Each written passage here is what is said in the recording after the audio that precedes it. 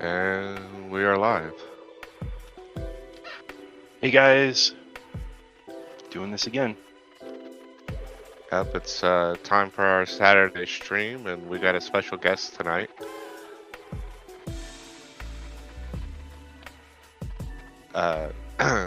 Want to welcome everybody, MeaD from. Go ahead, Ryan. Sorry. No, it's good. Let's bring him in. Okay. We got MeaD. Yeah. Hey guys, Hey, how's it going? it's going awesome. So tonight, Ryan's gonna pick up where he left off on the Gargoyle sculpt, and MeaD's gonna go over prepping and painting. Oh yes, I've got a beat up Super Nintendo Entertainment System with cartridges, Okay. courtesy of Ryan. And what are we doing with these things? They are going to be a piece in a diorama. All right. Let's It should be see. pretty exciting. Hi, Rob. How's it going? Hey Rob. All right, so I know the first thing I've got to do, all I've done is I've actually 3D printed these on, well, partially on my ePacks and then partially on my Mars 4 Elegoo printer. And the ePacks messed up. Like, I've been having a lot of problems with it. So you can see Yeah. it is really messed up. My FEP is on its last leg. I'm surprised it didn't like pop. So Okay. luckily, I am going to be making this look like it's like damaged, like it's been drugged through the trash. Yeah. So it'll look pretty cool when we're done. We're going to That's awesome. turn a fail into something that we can actually like. So we're gonna make it look like a well played Super Nintendo. Oh yes. Okay. But Gotcha. yeah, you can definitely tell the quality of like how bad this printed versus on the Mars. Uh-huh. The Mars is like, it's just beautiful.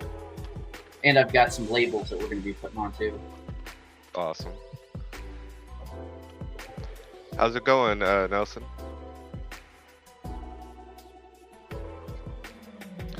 All right. Welcome in, Fire Hub Gaming.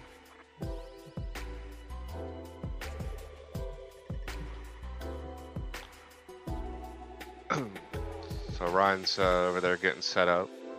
We want to ask, since we've got about 14 people who've rolled in here so far, what does everybody think about the background music? Do we want to keep it? Does it help? Just let us know in the comments.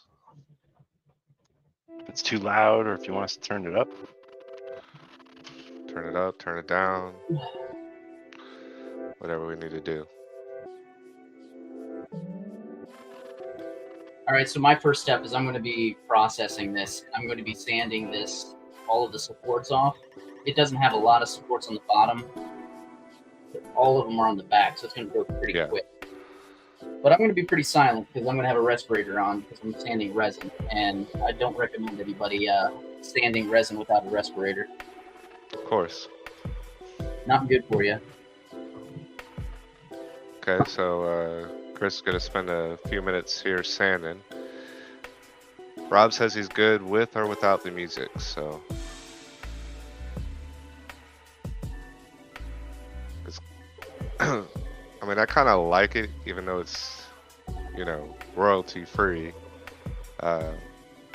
Gives me something, you know, to listen to as well as talk, and kind of adds to the atmosphere, so.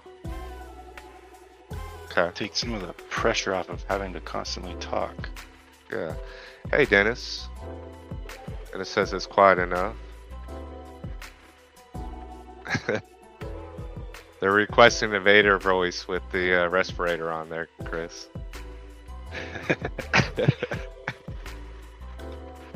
I am not good at that. My voice is the exact opposite.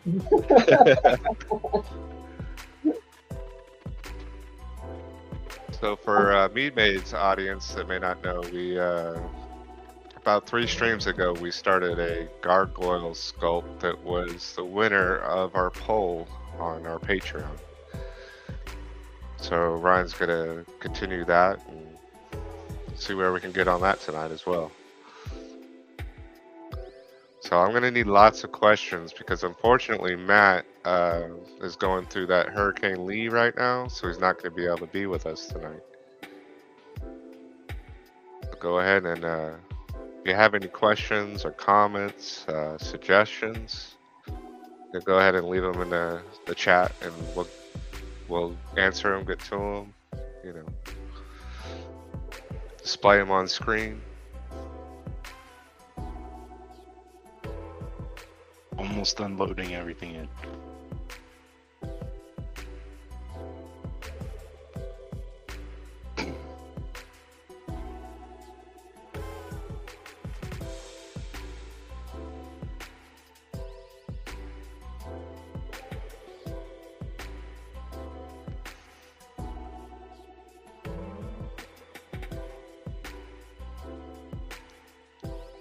So how's everybody doing in chat?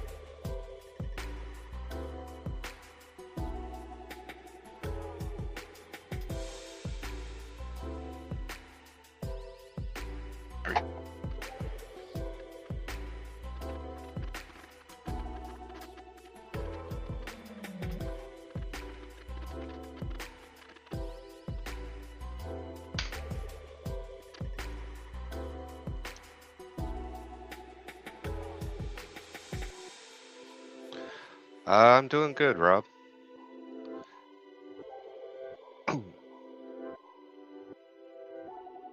Just spent most of the day preparing for the stream.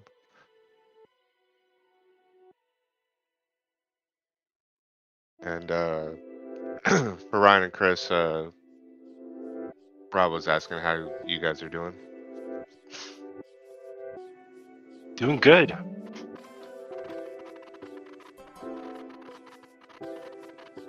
I'm doing great. I wish I didn't have to have a respirator on. Can you guys hear me? Yeah, we can hear you. Oh, wow. Yeah, it's not that bad, man. You don't want to hear my toothbrush, though. Got a little sanding pad on your toothbrush? Almost there. Almost there. Dennis. See, Dennis says doing okay. Trying to get my YX linear rails hooked up, and when I'm watching this ender extender, it's not been fun. Oh, so you're extending the or making your ender bigger?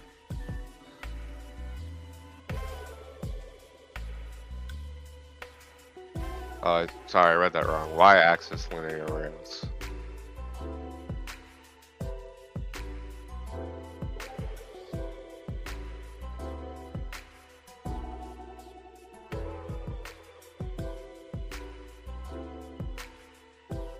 There we go. I think that's good to go. So Stephen Powell asks, where do you get the refills for your sander? They can't find them anywhere. Hey, Steven. Oh. Yeah, so I think I actually recommended this to you, Steven. So I actually found, I was at a painting conference and I found a company that actually sells them. I'll hit me up later and I'll try to find that contact information, because you literally like PayPal him, I think, and then he'll just mail them in an envelope for you. So like I went and bought almost every single one he had at this conference. So because they are incredibly hard to find, these refills. And for those of you that don't know, this is here we go. This is a Mr. Hobby G tool. They are so hard to find. You can usually only find them in like some kind of shady looking like Japanese site. And they'll like ship them from China or Japan, and I know they take forever to get. But I got lucky enough going to a paint conference, and found one for like $20, but you buy them online, they're like 60 and up just because of all the shipping and everything. Wow. But it's like an electric toothbrush, but it's got these little sanding discs that you can put on the end, and you can actually sand. And it's not really good for FDM, but it's amazing for resin, especially in like areas that's really hard to get. It's one of my favorite things. Definitely worth an investment, but I don't know if it's worth the $60 investment or up. Yeah. So how long does that sanding pad last? I've already gone through one, so not long. And it depends on the grits you're using. You can get some like tack, like poster tack and stuff like that, and stick it and try to clean it out. And there's even like, Ryan, I think you said you did woodworking before. Mm-hmm. Like, if you ever seen a belt sander, you know those like bar stock. It's like, it's almost like, it looks like it's just dried rubber cement, and then you push it into the sanding belt to be able to clean it. Yeah. I've been told those work too, but the opposite. You like push this onto it, and it'll clean it for you a little bit. I've never tried it, but yeah, the resin does get in there, and I've realized that wet sanding, it goes even faster. So I try to keep it dry. But yeah. So is that a Velcro back or is it sticky back? No, it's just a sticky. Like, they're little stickers that just go on there. Okay, yeah. 3M actually has some sanding pads. I wonder if it would be worth, since those are so hard to get a hold of, like using a punch to create circles out of it. Holy crap, that would actually be awesome. Yeah, I'll have you to could look into probably, yeah, you could probably sticky back those to that.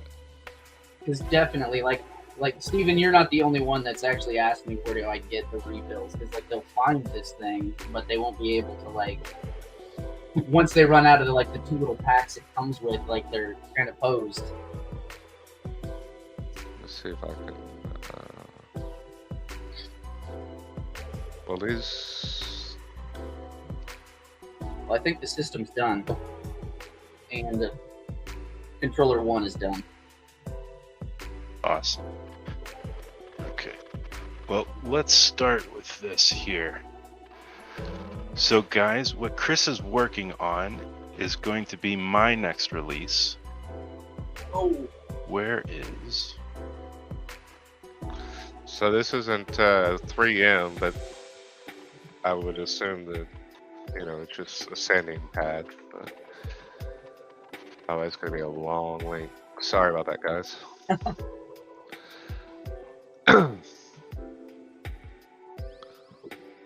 Oh, that just went black.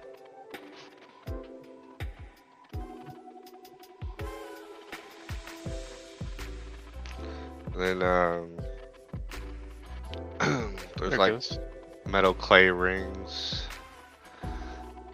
that they sell at like Hobby Lobby and things that you could press into them to punch out circles. Oh yeah, like for like leather and things like that. Yeah. Yeah, I bet you that would work because it doesn't have to be the exact size, as long as it sticks on there.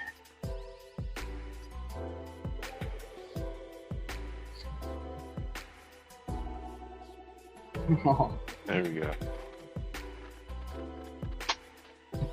All right, I'm gonna So cartridges real quick. All good, and I'll explain what we're doing. So we are building out some of the turtle lair. We've got all kinds of accessories that are coming out, so we can do all kinds of different effects and setups for all the different turtles.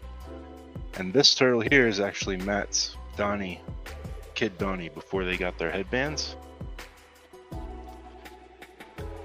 But here are my turtles that are coming out very, very soon. Raph will be the very first one to come out. He is almost done being keyed. He's been fighting me because crossed arms are a hard thing to do. I But can't once wait. he's done, Oh man, I cannot well, wait. once he's done though, the rest will be super, super fast. They're not nearly as complicated. Yeah. Welcome in, MMQ.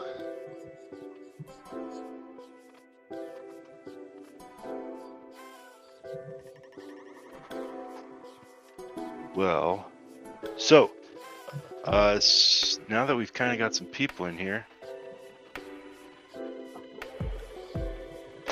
so for those of you that don't know, my name's Ryan. I've been working in video games for almost 15 years. Got into designing and sculpting 3D printable statues, toys, and fun things about 4 years ago. And Chris and I partnered up and we brought Matt on, and that's how this all started. Chris, you want to tell them a little bit about yourself? Yeah, so my name's Chris. I started Inspyr3D maybe 4 years ago on accident almost, but we kept going ever since. Actually, during the pandemic, I was faced with having to go back to work. So we decided to partner up to keep this thing going, because I think the three of us really saw a lot of potential and didn't want to see it fizzle out because I had to go back to a full-time job. So me, Matt, and Ryan got together, and Inspyr3D has been going strong ever since. We're growing as a team. We've had a bunch of guest artists, and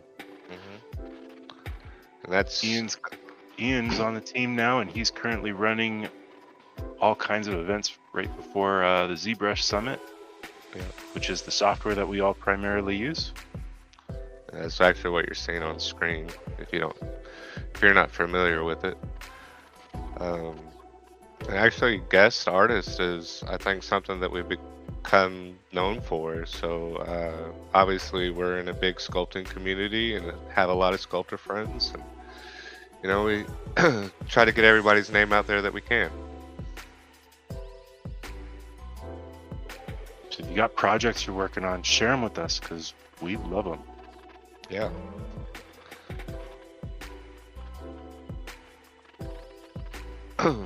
Thanks, Rob.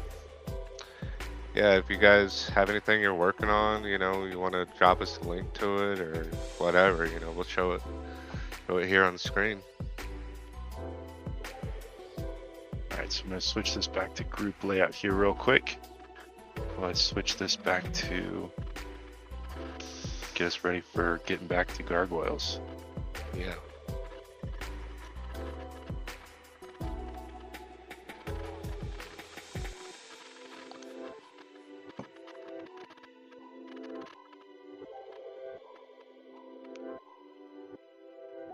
I think. Oh. Welcome in, guys, and thanks. And hopefully we can do these collaborations a lot more. Hold on. Let me see something.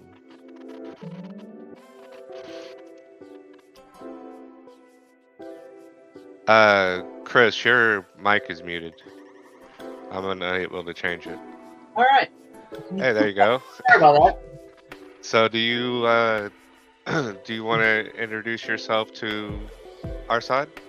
Yeah, so for those of you that don't know me, my name's Chris, and I host the channel on YouTube, and it's MeaD, and I teach people how to basically take 3D models like the guys that Inspyr make and other people, and teach how to 3D print and how to paint. And I also do a lot of stuff with like slicer tutorials and things like that, because a lot of people struggle with that kind of stuff. Because you just want to get to this step where you've actually got something and you want to paint it, or you just want to put it on the shelf. But yeah, that's pretty much me. All about painting and 3D printing. Not so much a modeler. Hence these two guys. We got you covered. Yeah. Especially with those turtles. Yeah. All right. We got a bunch of turtle things that we need to wrap up. So I'm ready for my next step, and sometimes it's messy. I think the biggest thing when you're done processing your resin prints is you need to wash them. You like wipe them down and make sure that you don't have any dust, because your paint will not stick. So that's my next step. I'm just going to be kind of hosing them down because my mat's dirty too, so it's a good opportunity to clean it all. Hey Ryan, do you want to drop your socials in the chat for everybody? I think I have a link tree actually. Make that a little easier.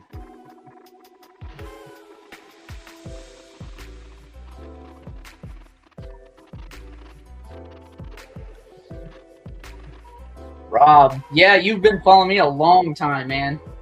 You're one of the OGs.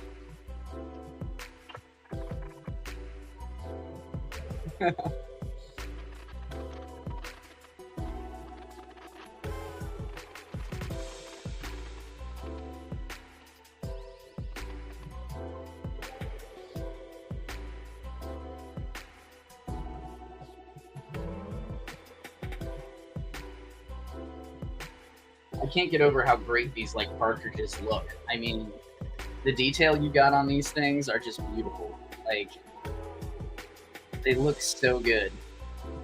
And I love that instead of the Nintendo logo, you threw in the Inspyr3D, like the inspired logo. Like it. If I have an opportunity, I'm going to squeeze it in there somewhere. You have to. Like I don't blame you in any way. Like I would. But yeah. These things, like, it's like a throwback for sure.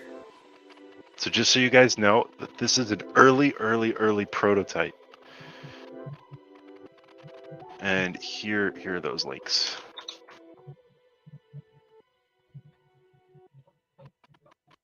Oh.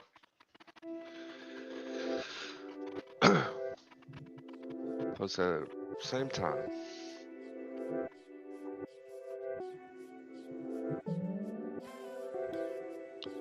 Yeah, we should probably just get a page up that we can put all those links on.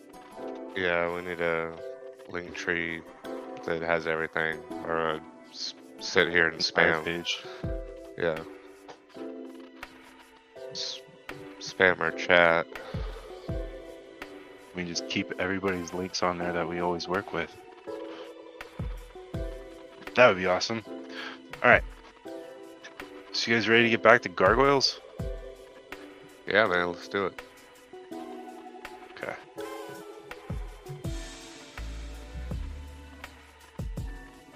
This is where we left off. Oh man, that's great. I was able to join the last one for only like maybe like 20 minutes because I was busy, but I wanted to see like where you were at. I didn't see her posed yet.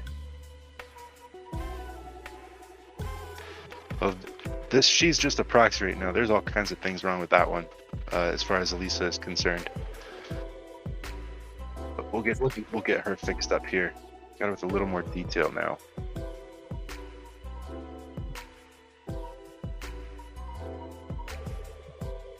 Awesome.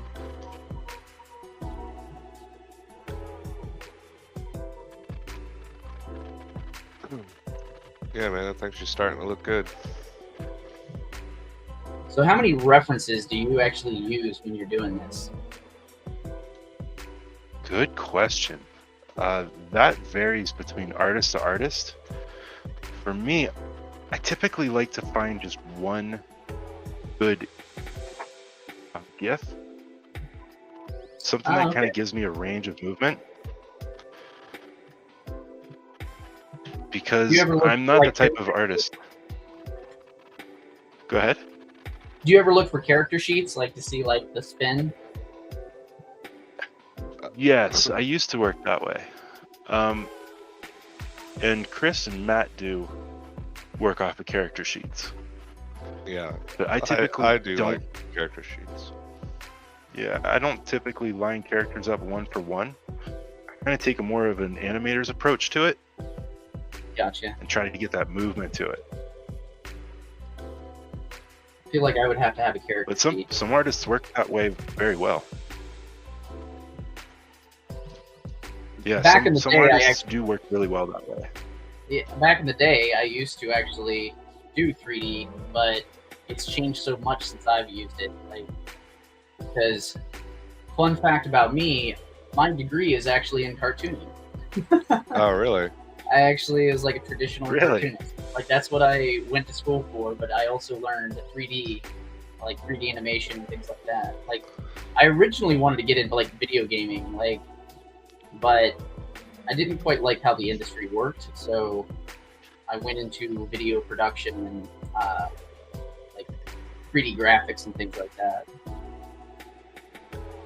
That's cool. Yeah, it's amazing. Like, you know, when you're 18, you're like, oh yeah, I'm gonna go to school to draw cartoons. Yeah.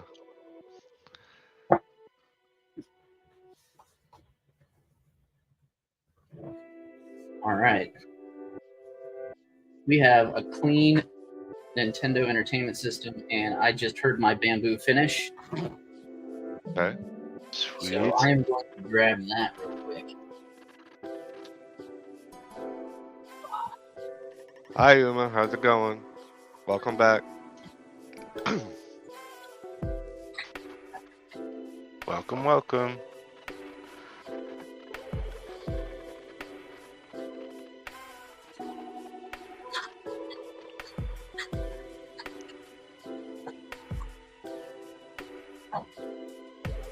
One way or another, I'm going to get these eyes right. You're not 100% there yet, but we're getting there. Hey, Uma. Everybody's doing great. Just on here sculpting, prepping prints, and chatting. I feel like I'm about to one-side my Right. camera. So because I was afraid because this thing was not printing, I actually printed it in FDM. Hey, thanks for showing up, Rob. Let's get you on full screen here. Hold on. This did not turn out as well as I was hoping.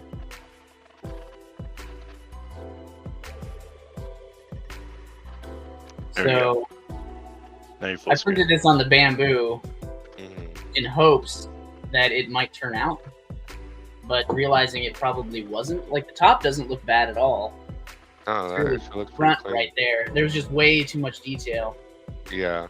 And full disclosure, it's the model is actually meant to be twice the size, and so but I scaled it down because I don't have the space. Yeah. Have a good night, Rob. We'll see you next time, man.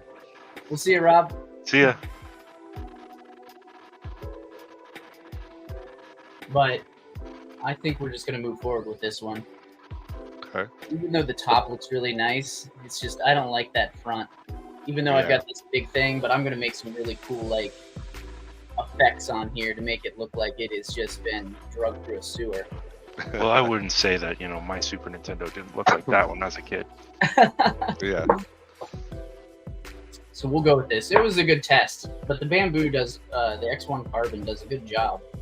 But when you're dealing with Yeah, some man. that are meant to be resin, like it just doesn't. It doesn't do a good job because you know, got to realize it's still FDM. Like Yeah. there's limitations. Well, I wonder if, with a couple of minor adjustments, I might be able to angle that back on the back side of it. If we angle it up at like 45 degrees, print the Yeah. back flat on the bed. Maybe. Oh, can I get see that what you pretty- mean. Yeah, because I guess if I was going to print it again, I would probably set it on the bed like this and like let it go Yeah. and hope that this Yeah. was not a little cleaner. Because this was at a 0.08 layer height. All right. That looks So really clean for FDM. Like, really clean. yeah, the back did really well, but the sides are really nice. Like I mean, this would take just light sanding just to Yeah. get some of these layer lines. Or honestly, if I wasn't here, I would just take it outside and hit it with a filler primer, and I would hit it really hard, and then it would just look perfect. But I think for the theme we're going for, this might be better. Resin. Yeah. MMQ, one's FDM. The one on the left is FDM. The one on the right-hand screen is resin. And it is a failed resin print too, because of this stuff. This isn't the model. My FEP sheet is on its last legs, I was telling people, and that's why this is all messed up. And I just didn't have enough time to get a good print. Yeah. That's why I just threw this on there. This only took like an hour and a half. But yeah. I think I should take some screenshots of what you got there so we can go in and sculpt that damage detail in there. Call it the MeaD made version. Yeah. The only thing that really gets me upset is it doesn't look like maybe controller 2 this will fit in, but it looks like there's a gap that this would fit maybe, depending. A little too tight? Yeah, well, no, it fits in there, but just not all the way. I bet you if I printed it full size, that what you originally intended, it would fit easily. Yeah. But I can definitely go open that gap up a little bit more. I'll make a note of it. When we release it for everybody, it'll work perfectly.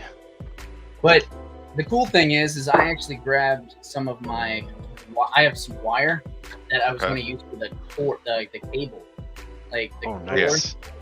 That way it can be like for a diorama, it can be like placed like perfectly. Absolutely. So I think another suggestion is maybe this hole where it goes in, make those deeper so people could do that. Because I can take a drill bit and just kind of hollow that out a little bit. I can punch that all the way through, that's for sure. Because, yeah, that would be kind of cool. So I don't know how it is on the controller. Yeah, the hole didn't print too well for me.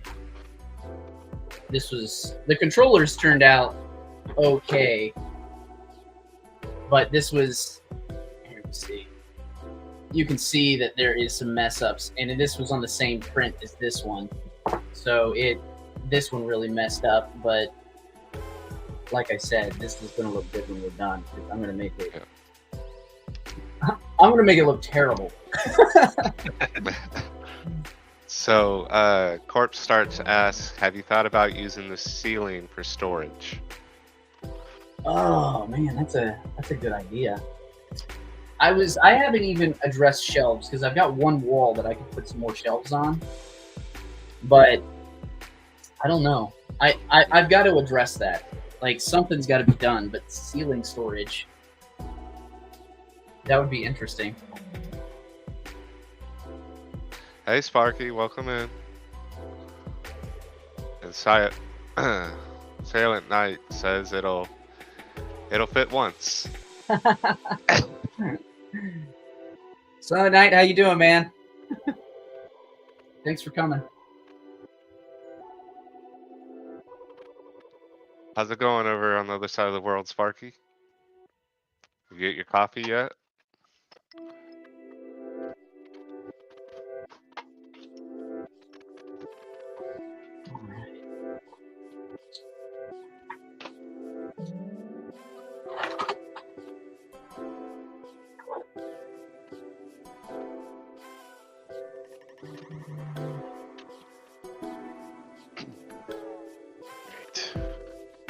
Time to get these.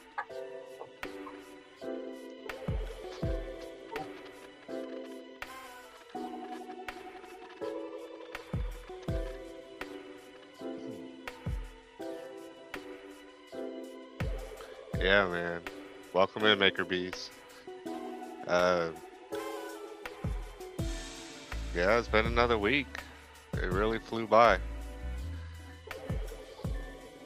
And yeah, no problem, Silent Night. You know, we just wanted to do something with Chris. We thought he was awesome, so here we are. Ditto.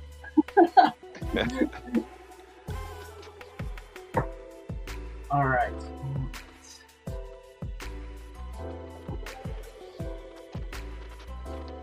So one thing to mention, I know when I'm painting stuff, because I was asking you about your references, I always get references when I'm painting, because like I want to try to get it accurate, unless I'm trying to go against what accurate is. But the big question is, I think we're going to leave it up to you guys. When it comes to the controller, the original NESs actually had colored buttons on for the A, B, X, and Y. So do we want to make it colored or like more of the traditional what everybody knows? Well, Ryan's the designer on that, so I'll let him answer that one. I'm indifferent as far as the color choices are concerned. By all means, you guys dive in. What do you guys think? What does the chat think? Will it get fitted with a working emulator? That's for you to do. So one thing possible. One thing I actually did was I took a Raspberry Pi. If you guys know what RetroPie is, put the emulators on. I actually went and bought the original Ninja Turtles NES cartridge and took it apart and put that inside it. So, and then the ports are where you blow in at. So it's got USB ports, and you can just plug it into the TV. So like my emulator is literally an NES cartridge. Nice. Awesome.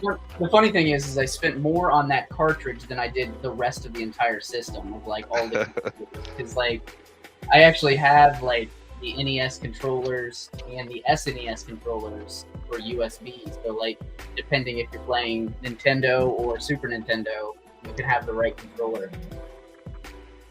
Yeah. Like is it the 8-bit controllers? I don't know what the brand was, but they look identical. They just don't have the Nintendo logo on them. Yeah. I know we play it. I play it with my boys, and like it's funny because they'll complain of like, oh, it hurts my hand, like playing with like the square controller, and I'm like, that's right, it does. Like, nice. Yeah. Yeah, that thing was so painful back in the day. Sit there and dig into your hands, and then get blisters from the rough buttons. Yeah, and then random glitches to where it wouldn't actually, or it would just freeze on you. Yeah. All right, I think Dove Gray is our color. Awesome. So I'm not actually going to be priming these. Like I usually prime them, but I like to do that in my airbrush booth. So since I'm staying at the table, I'm just going to go ahead and paint them with the base color of the actual color. So it might take a few passes. Like you don't always have to actually use a primer because like paint will stick to filament and it'll stick to resin.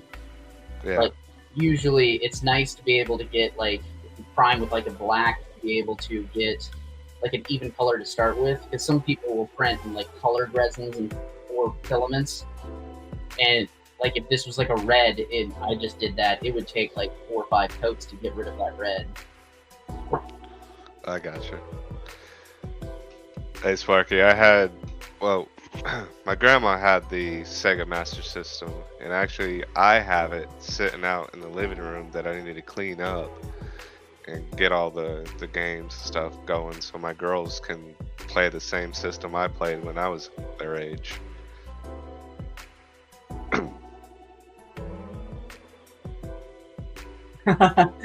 Yeah, Silent Night, it was a rite of passage for sure. I was weird with my kids because I wouldn't let them play any of the new video games until they played, like, I made them play NES, then I made them play Super Nintendo, then I broke out I have my original 64. They played that, and then we played GameCube, and then we actually started, like, upgrading to the bigger systems. Yeah.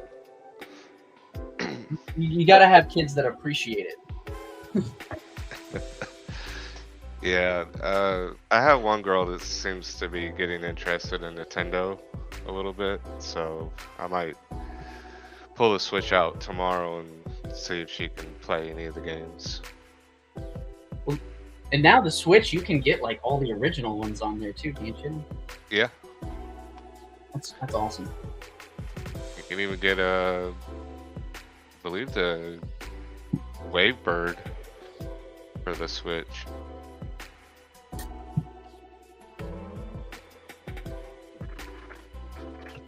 Other methods.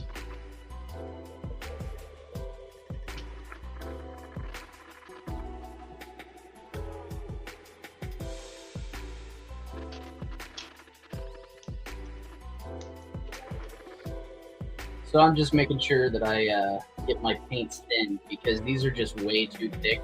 It's always good to thin your paints with. I got distilled water. It's like the best thing that you want to thin with. I don't really recommend using paint thinners and stuff when you're not like airbrushing. 'Cause Okay.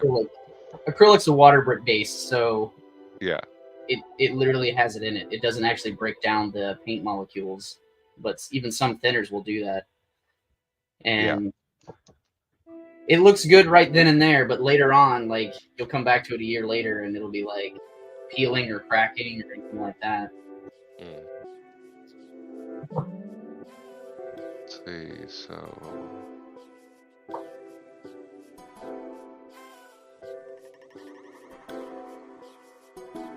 There we go.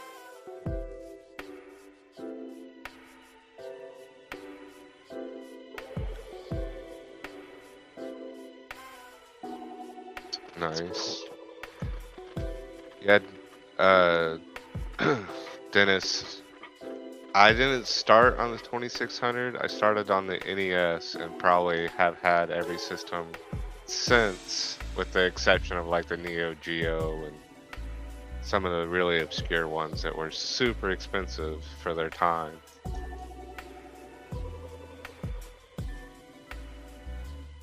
I know I played the 2600 a ton. My grandparents had it, and it was always like the only thing to do. So it's like, man, I played a ton of it.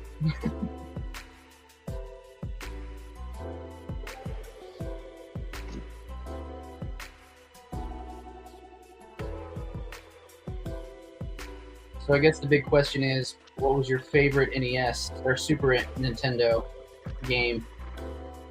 Oh, We're painting this. Super Nintendo.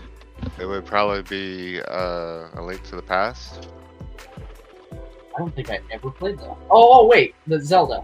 Yes. Yes. Okay. Yeah. Yeah. That game was Wait. amazing. Yes, that was a good one.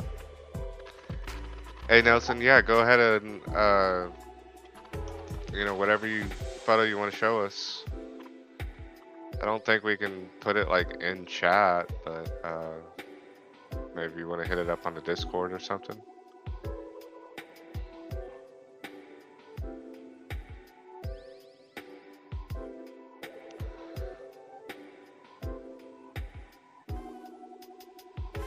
I know my favorite game was Maximum Carnage.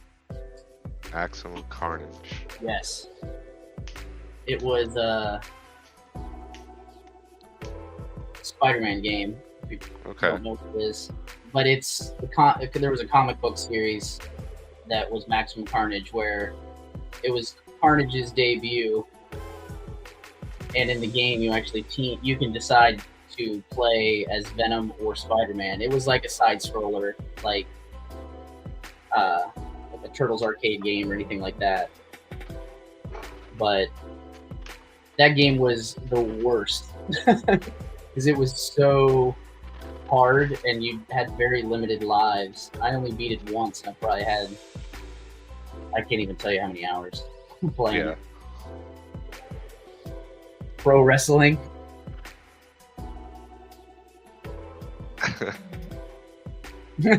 Barbie, TMNT, and Mario. Yeah. Hey, you had 2 of the 3 games are great. So Yeah, 2 of the best. yeah, I probably would have played them all day. Turtles in Time was amazing. Yeah. Super. Turtles in Time, I think, is the only Super Nintendo game that my brother and I actually beat together. Oh wow.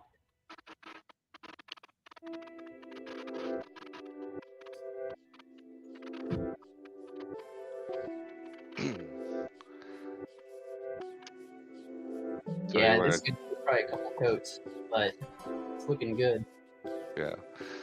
So it goes Atari to the original Nintendo, Sega CD, Xbox, and then PlayStation. Yeah, I think. So I went in order of everything. Unfortunately, I don't have any of my old systems because I would have to sell them off in order to get the new one. So I would go from like, the system, 2 controllers, and like 20 games down to the system in 1 game. It's terrible every time, but I always had to have the newest. Hey Jace, welcome in.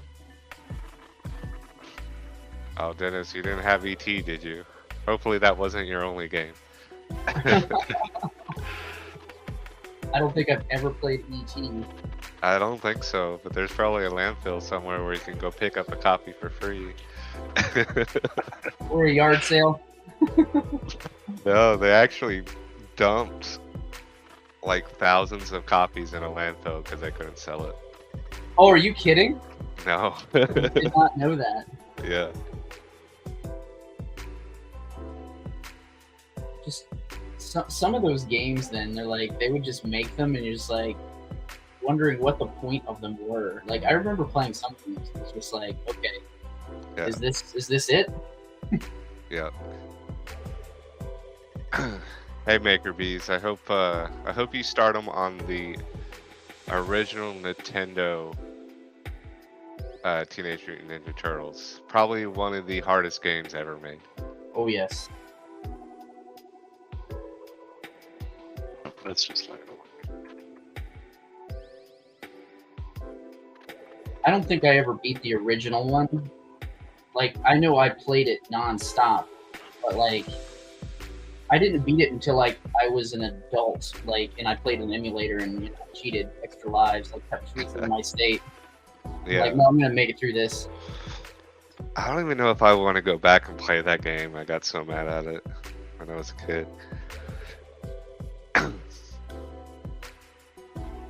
Donatello was my dude with that long reach. Bury them in the desert.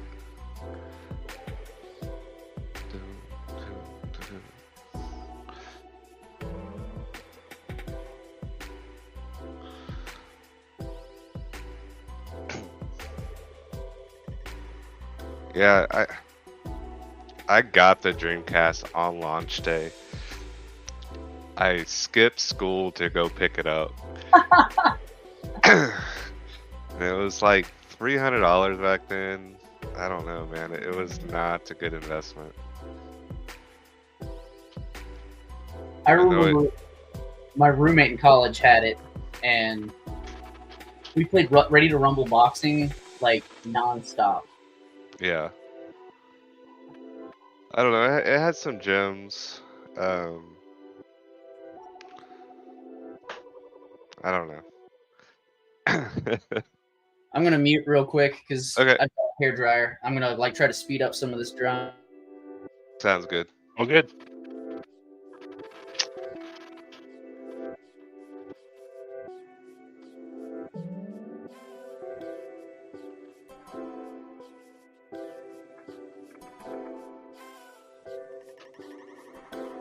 Watch Chris air dry for a second.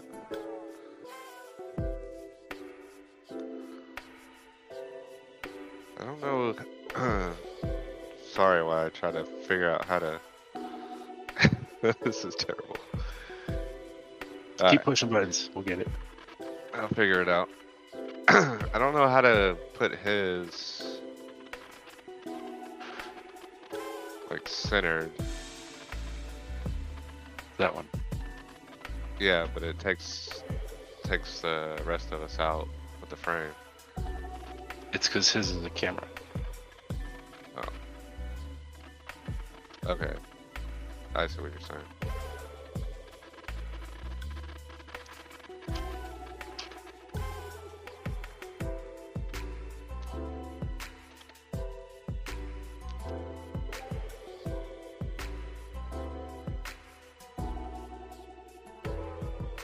All right, now back. So an important thing is I wasn't using heat. Like when I have a hair dryer that you can control, like whether it's hot air or just it blows air, Uh-huh. because you don't really want to use heat. Because sometimes it can actually start to crack your paint if you dry it too fast. So I got you. that's why I just paint like really, really thin layers of paint. And I realized I missed pieces. Awesome.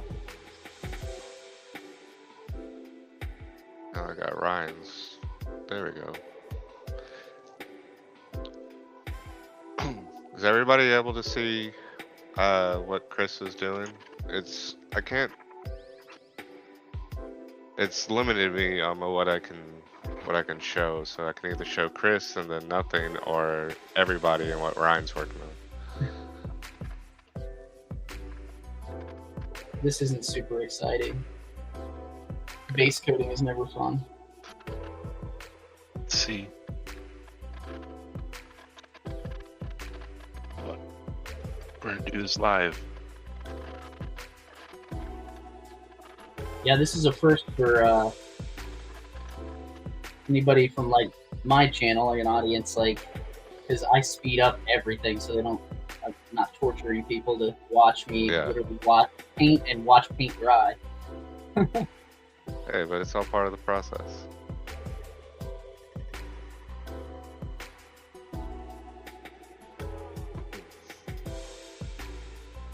Let's see how many of these I gotta do here.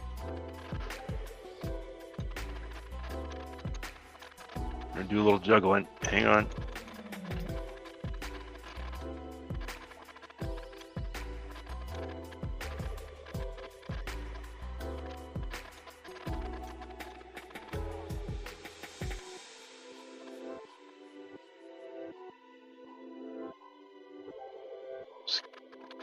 These all moved around here. What are we doing?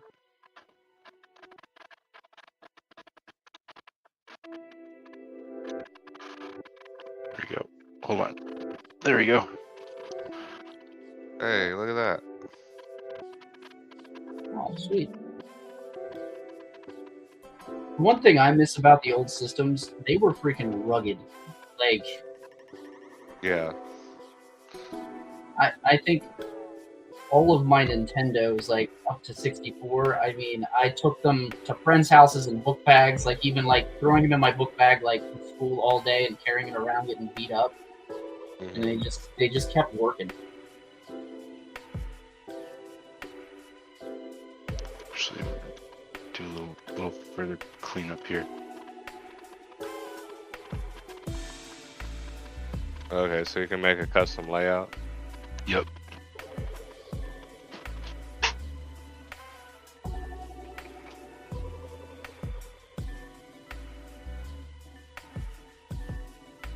There we go. A little cleaner. Yeah, there you go. A little bit better. A little easier to see what's going on. Ryan, how long, and I guess Chris, you too, like how long would something like this take you to like make? Do you actually like look at, if you actually physically had one, would you look at it and take measurements, or do you just do it all by eye? That one I did all by eye, and that one I did the night we talked about it. Oh wow. Yeah. So it doesn't Yeah. take too long. No, it'd probably take me a couple hours just to get the shape, and then probably another couple to figure out how I wanted to make it work or split it up, things like that. And it would be all by eye. The downside to ZBrush is we don't work in real units, Yeah. so measurements wouldn't really help us. if I wanted to get it accurate, I would find reference, like side reference top, you know, dead on shots, and then line them up. Gotcha. I actually have ZBrush, and like during, I actually like 2 years ago now, when we were moving, I had to pack away my studio, so I actually was trying to learn ZBrush. And I originally was using 3D Max back in college, and Maya. Those were the ones that I used. Okay.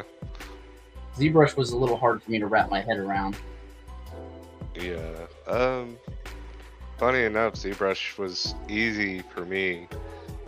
And then when I go to other things like Maya or even Blender, it's like, oh, what is this? Yeah. Well, they work completely different, and that's like where my brain still was with stuff. Like, I was making stuff, like I actually threw a few things up on Pulse, and I just made them free downloads because it was just fun. I made like a fat Batman and like a chibi Pikachu. I was trying. Oh, sorry. No. First, let's thank you, Jace. And then he's asking for the Discord info. I'm wondering when I'm typing if it's not going to your chat. Yeah, I see it there. Yeah. Is it showing up in your chat?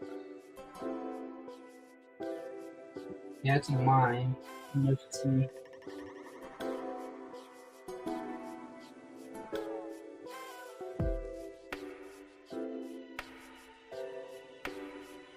Hey Nelson, can you see the links?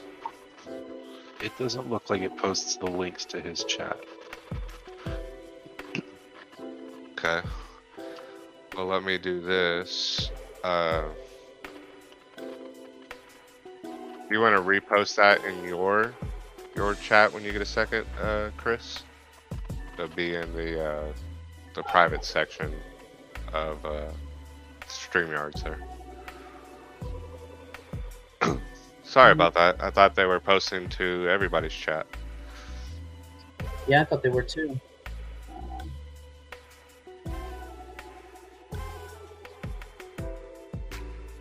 There we go.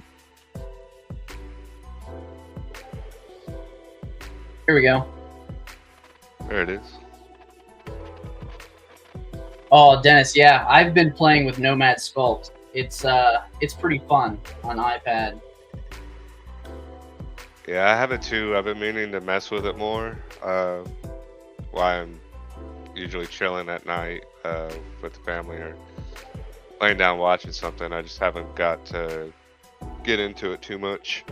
It works a lot like ZBrush, I think.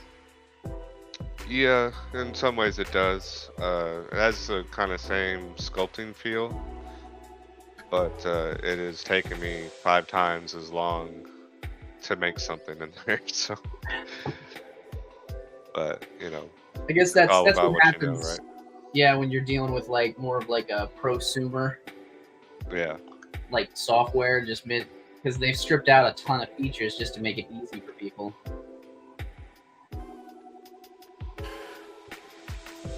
I'm sure there's some hardware limitations. Yeah, as far as I didn't really feel any hardware limitations. I mean, I wasn't trying to make some epic sculpt in there either, but it's just the one, you don't have a keyboard, so all the stuff that I do without thinking with my left hand, that option's not there, so you're literally digging through every menu and pop-up to get what you want. It's much slower in that regard. Yeah, I do wish you could like connect a keyboard, like to at least use like the shortcuts or something. Yeah. All right, I'm gonna try to blow this right again here.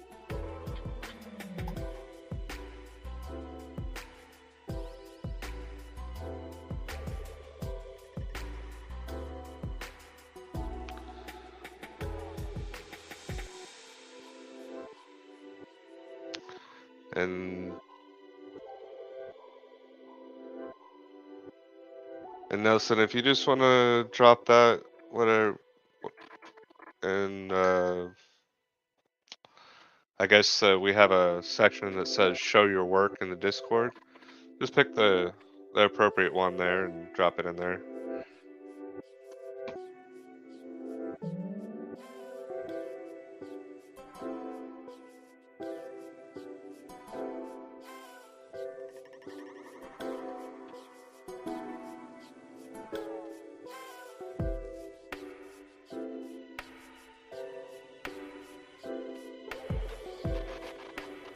So do we have any questions for Chris or Ryan?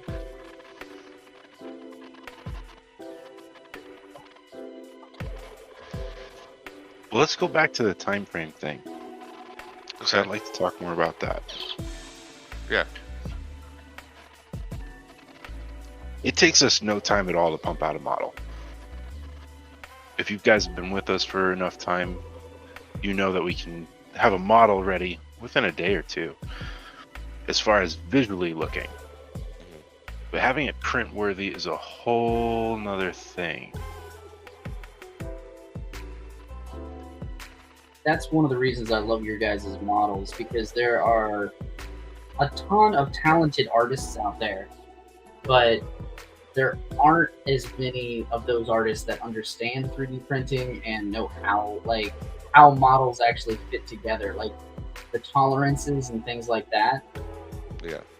I know for as much printing as I do with stuff, like you can instantly tell, like once like you either start supporting it if you're doing resin or if you're printing it in FDM, like you can tell like the artists that don't fully understand, they just know you got to cut it up.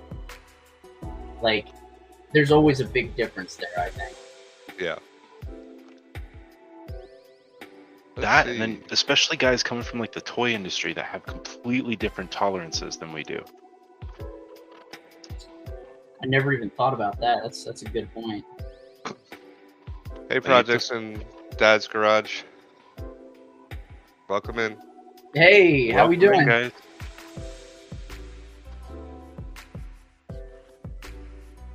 Yeah, the toy industry is completely different from what we do. And it's kind of one of the reasons why we don't release pre-supported models, because just compensating for every model makes us compromise on the work, on the print.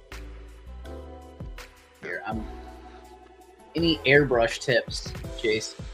Anything specific? Because there's a lot of ways you can go with that.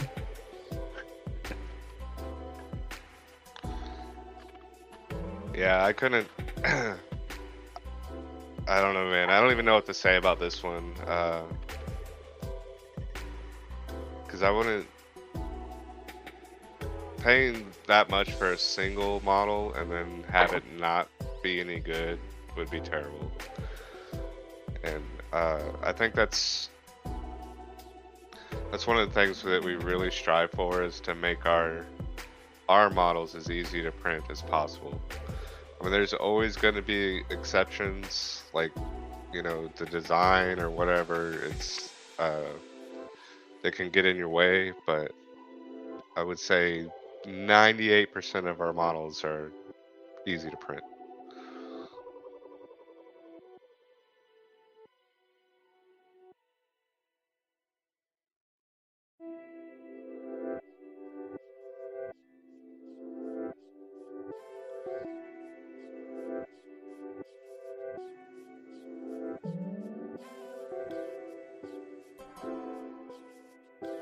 Oh, that's, yeah. All right. Starting to get the color. Yeah, so Absolutely. then that puts you in a position.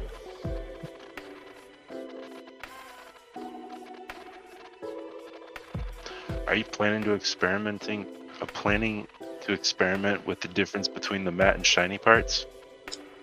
I honestly, I was considering it, because right here I even got my gloss varnish. Like, I was thinking about like the buttons, like making them shiny. because So just a little start and back. select. Start and select were almost like a rubber. Yeah, And the buttons were, and even the directional pad was different from the yeah. buttons. It was just like it was like the same plastic of like what the controller like body was. Yeah. But yeah, I was thinking about that because I'm like, the buttons were always shiny.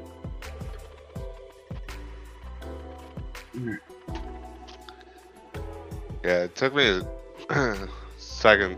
I didn't realize it, or maybe I did realize, but maybe I didn't remember that there were actually different textures and things on the controllers. Yeah, the main chassis for the Nintendo or the Super Nintendo controller, it almost had like almost like a skin texture to it. I know modern controllers are that way, but you know, back in the day, they didn't really put a whole lot of thought in controllers. They were like the afterthought.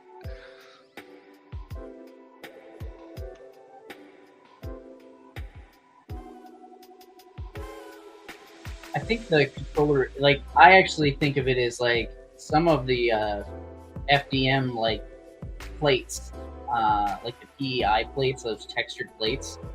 It's got like, it was just like such a slight little like grit to it. Yeah. So he says airbrushing is easier. I thought it would be avoided for years because I was afraid of it. The only thing I don't like about airbrushing is the cleanup. I don't mind the cleanup. Like if you have the right tools, the cleanup can be really quick. Yeah. But yeah, because for this, I could be done already and already like painting buttons if I was airbrushing it. But Yeah. I thought it'd be fun just to do it. We've got time, and I think I could do this in our allotted time and have it done. Cool. As long as I can get past this base coat. This is literally the most.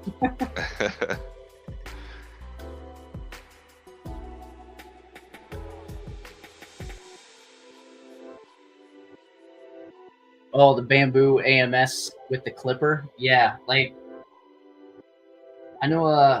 I'm looking forward to the new bamboo announcement. It's coming soon, of like what their new thing is.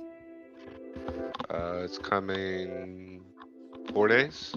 Did they say on the 20th? Yeah, I think it is. Yeah. Yeah.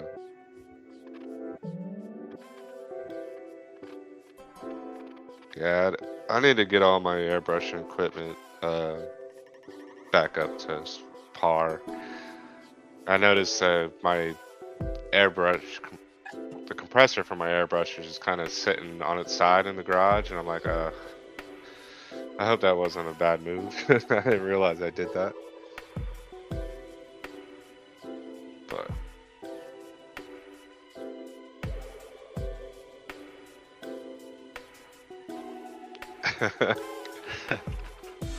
there you go, Chris.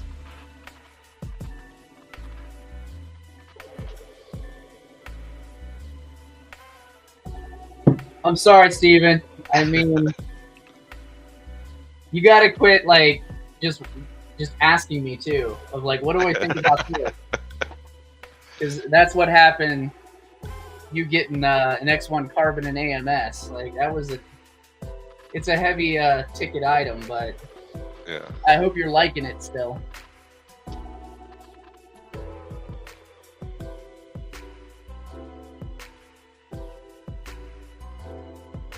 But you should be fine with your compressor, Chris, if it was just sitting on its side. Like it, there's nothing really in it.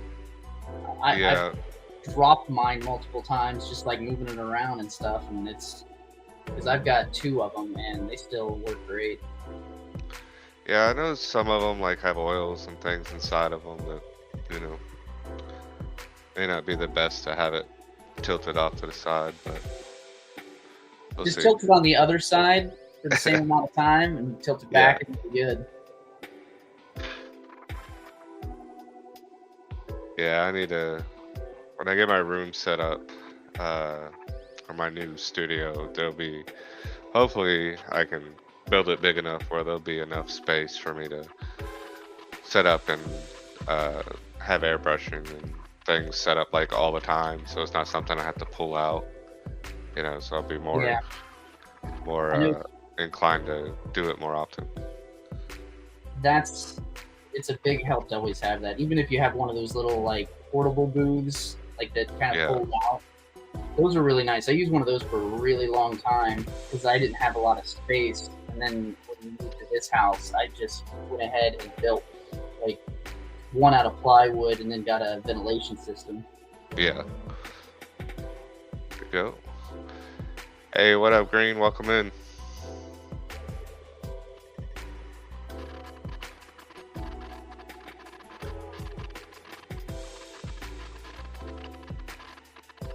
So for the people that are showing up, we're doing a print and, a paint and sculpt stream. Ryan's finishing up our poll winner, which was Goliath from the Gargoyles, and Chris is painting part of a diorama.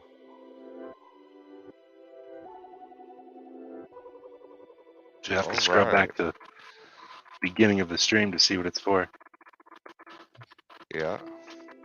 Oh yeah.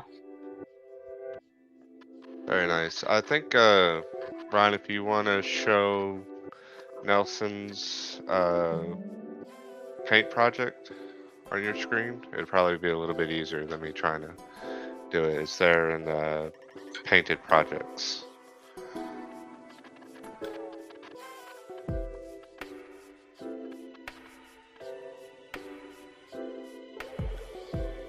But here you go. Here's a question for you, Chris.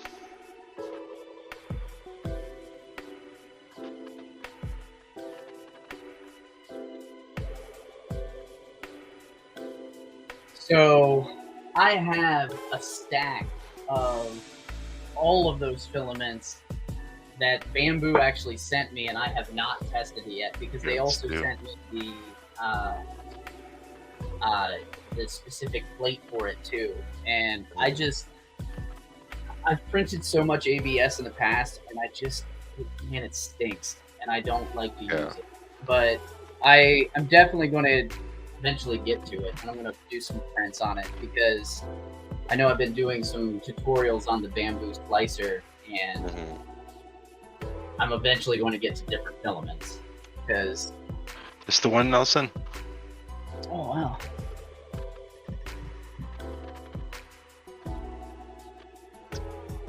Yeah, man. That's So, really terrifying.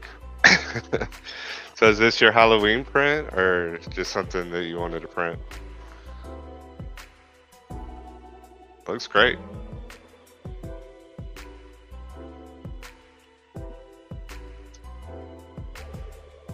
Awesome. Says he printed it on the Bamboo. How tall is he standing?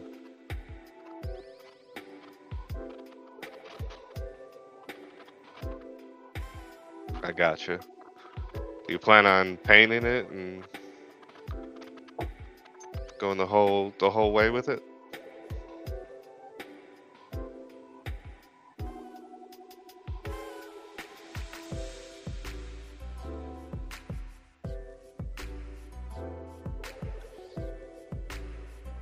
Oh, 100% scale, life size scale? Wow. I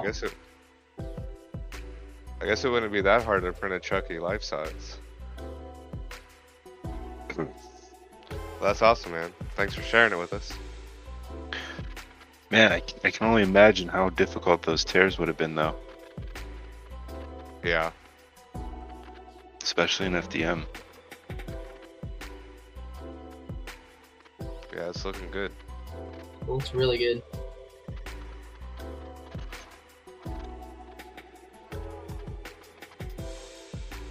That's awesome. Can't wait to see some updates. Who did the sculpt, by the way?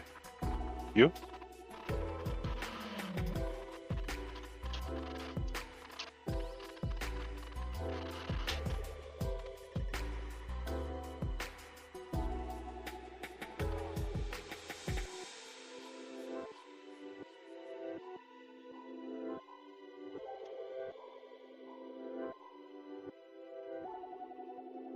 That's on cults. Okay.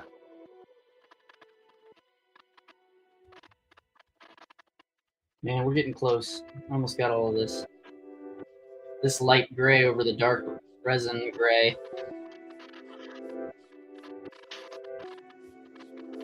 Awesome.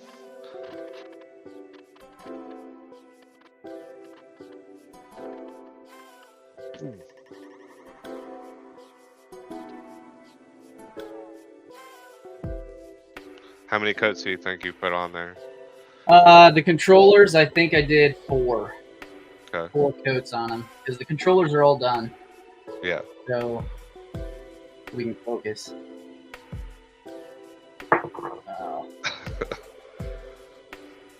My camera doesn't always like to focus. There we go. There we go. But yeah, this is the beat up one. Yeah. But yeah, Oh, it's the player one. player 1. Yes. I feel like everybody always had like that controller that was like, yep, it's just gotten beat up. That's my controller. No, that was always, that's this one. your controller. Yeah, like I know I'm like, yep, that's player 2. I'm gonna be player 1. Yeah.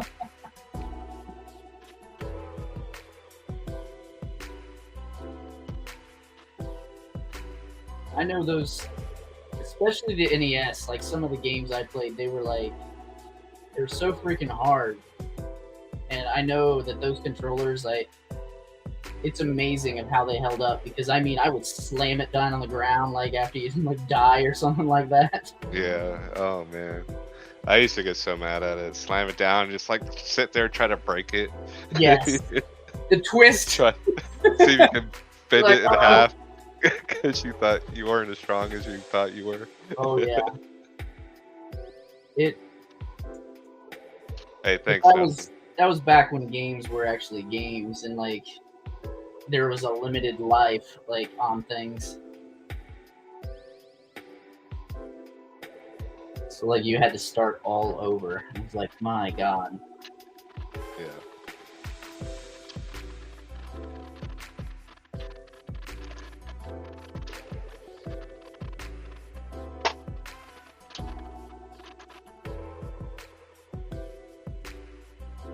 I know sometimes doing it the right way is such a pain because like especially with this, like you could like paint it really thick and just glob it on there, but it would just look like garbage.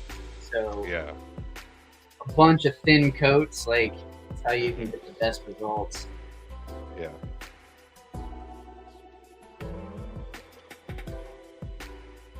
Hey, what up, Matt? And watering down the paints, that helps a lot too. Hope Are you're you being guys- safe over there, Matt. Yeah, you staying dry? And yes, Nelson, we will release this to our patrons to be printed. Patrons and Things supporters.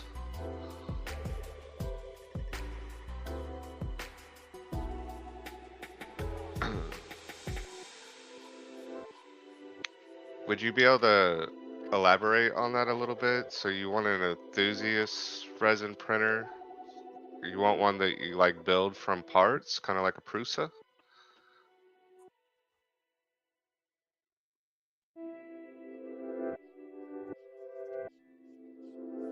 I don't think I've ever seen anybody like build their own resin printer. I'm sure you can.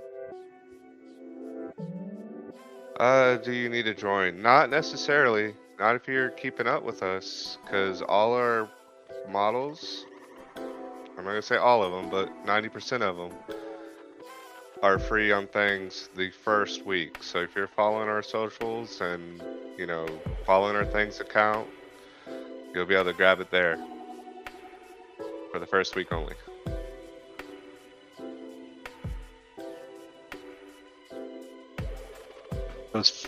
So the reason for that is we actually participate on the Things leaderboard. So we have to release our models for free to do that. And all the downloads and follows and likes on every model that we release that week gets us points for that leaderboard. Yeah, I probably won't be able to get this to both sides as well, but I can always we- share it too. yeah, we actually have. Oh well, we decided we were gonna leave our Halloween prints up until the end of the month or end of October for free. So there is 4 models you can grab right now. Remember, we get points for likes, downloads, and follows. Yep. That gets us up on the leaderboard, and then when we hit enough, we give those gift cards away back to the community. We don't keep them. So you can, if you go to the things.com/leaderboard, you can see where we're sitting in that leaderboard and what the prizes are. Let me do this in the private chat for. You want to pop that on your side there? Yeah. Chris? Here, I'm just picking the next color. I think I'm done with that one. Awesome. Maybe Yeah, the man. leaderboard. Give Chris just a second, and he's gonna post it in chat for you guys. Here we go.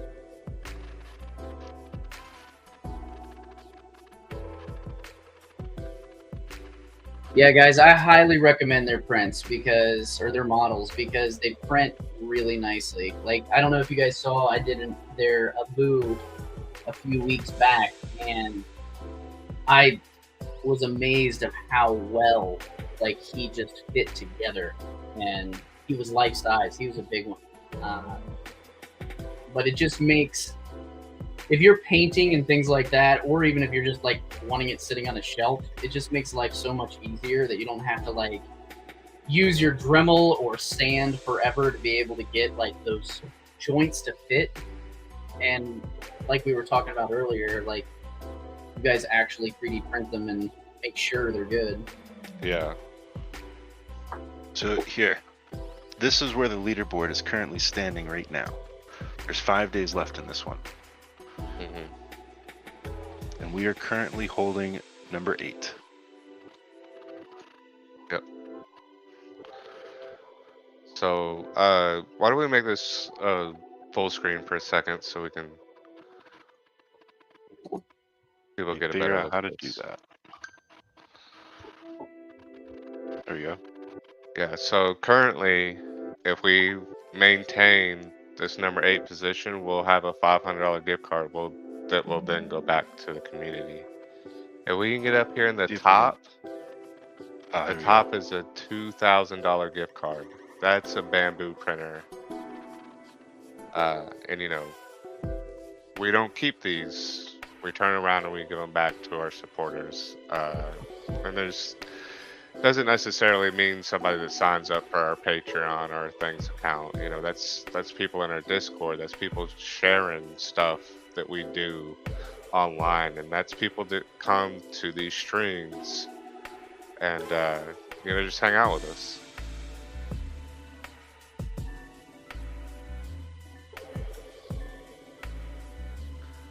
So The you more know, you like I let us said- know what we're doing, what you're up to, what you're working on, the more we can do. Yeah, Steven, I didn't even know about it either until they told me about it on Things because I'm on their Patreon and I just get their stuff through that and I didn't even know. Yeah, so Things has been great for us. You know, this is just another way for us to give back. So the more you go in there and you like our stuff, you download our stuff, and you follow us, the higher up that leaderboard that we get.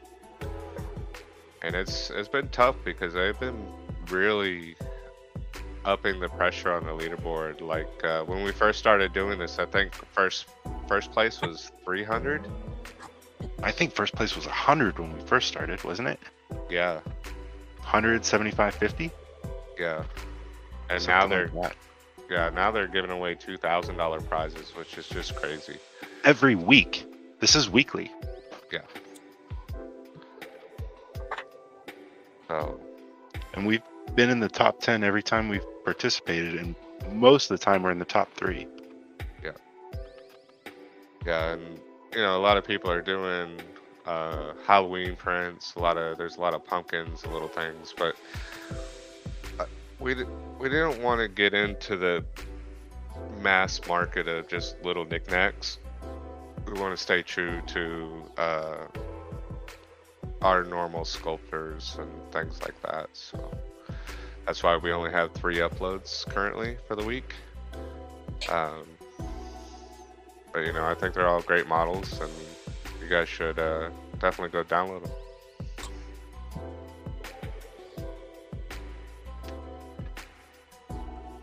Hey, thanks, Red Blood. Thank you. Oh, I just saw some movement. Hey, Red Blood. Hey, thanks, Steven. We appreciate it. Yeah, we're all about the nostalgia models too. We don't necessarily trace trends, but we do love our old stuff.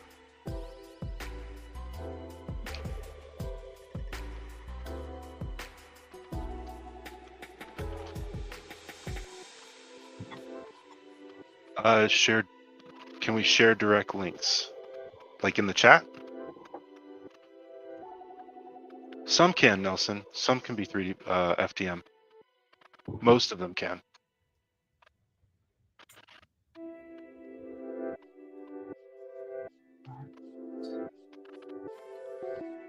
Did I miss something about?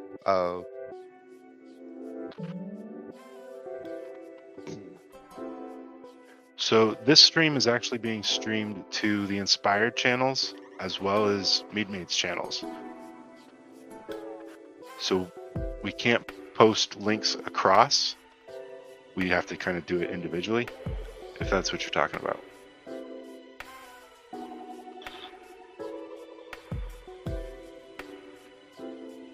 Hey, nice, Nelson. If you print something of ours, be sure to tag us in it and let us know.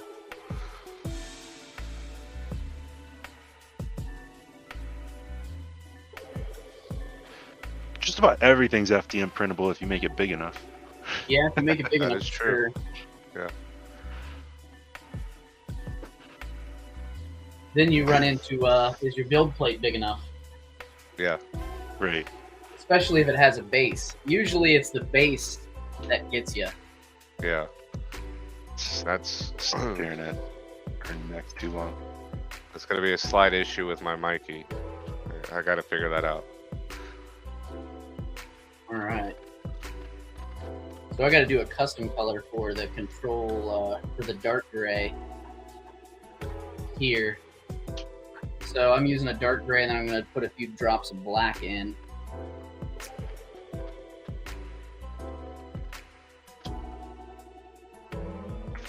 One thing I always like to do, like I know a lot of people will use the craft paints, and it's honestly a mixed bag, but I love the like 99-cent bottles because I use a lot of paint.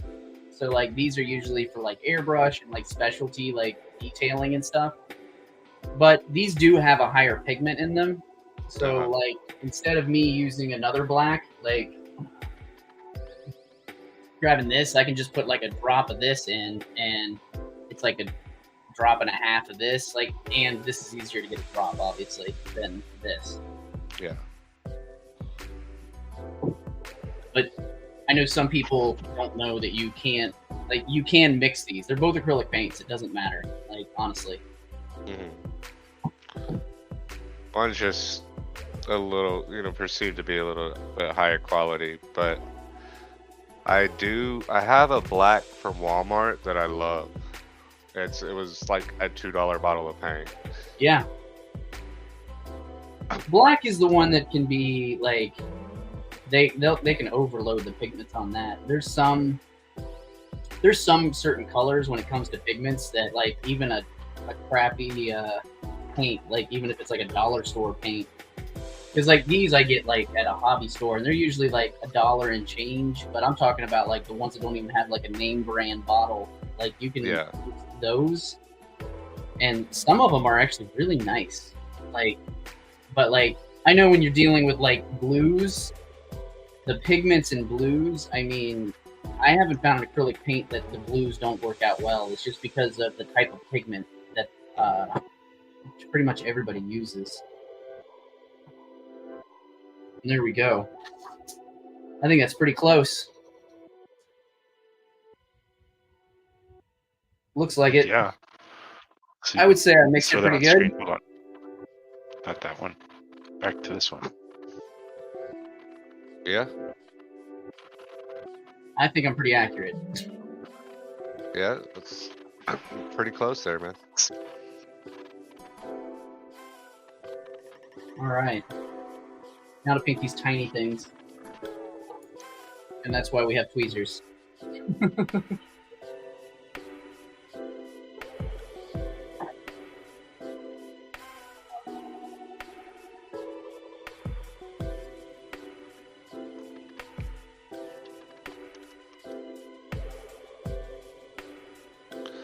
Alright, if y'all guys will excuse me for just a minute, and I'll be right back. All good. See ya, projects. Dad's garage. We'll see you later, man. See ya. Thanks for hanging out.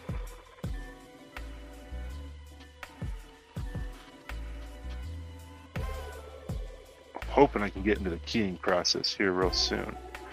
I think a few people actually want to see that. Well, ironically, this is like almost the same shade of gray. I could have left it. I mean, you could barely tell.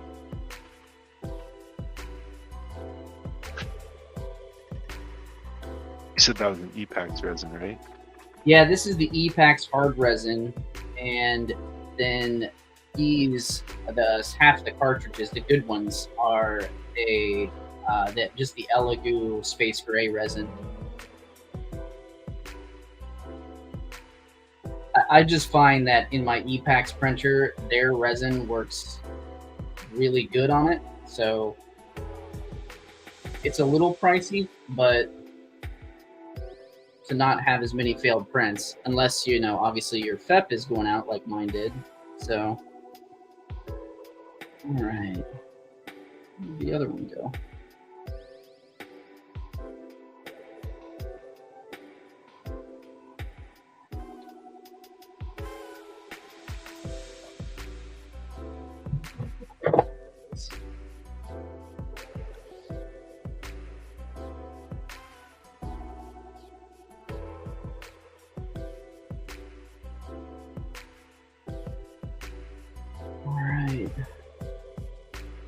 So I have two questions.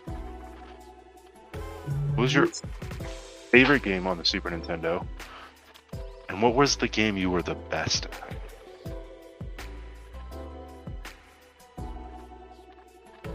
I know for Because me, favorites and best are two different things. oh yeah.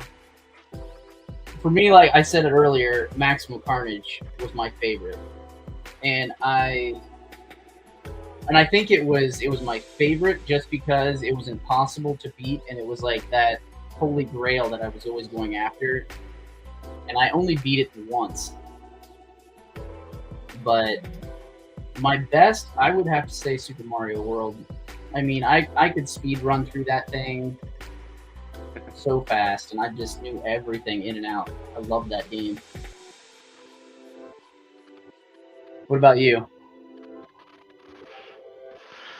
I think it was Mario Kart. To be honest, it was probably the game I was the best at. Mario Kart was great. Oh, Donkey Kong Country. That one.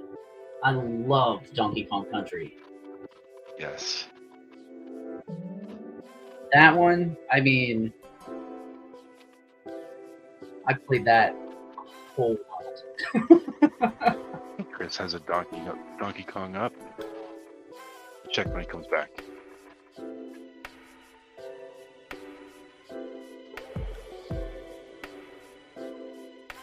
Now, the cartridges were a little darker too, weren't they?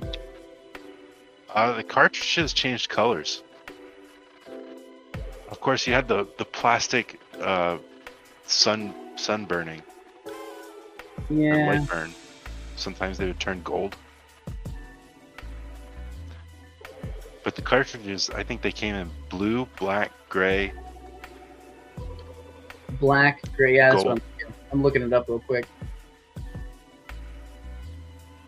Blue and gold, so the inspired colors. I think I might stick with the same gray.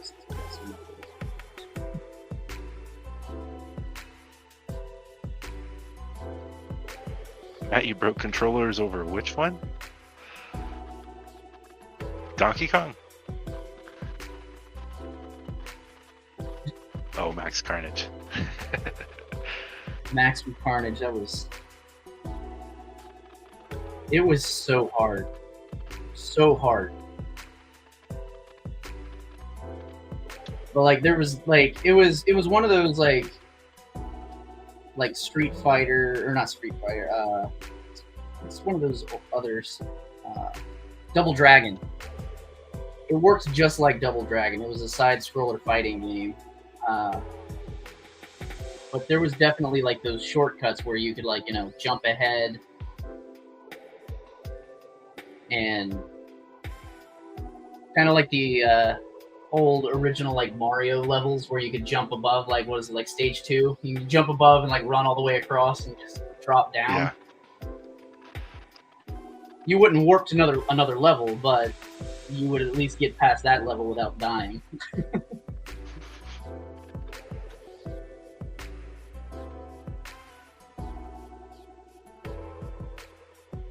All right.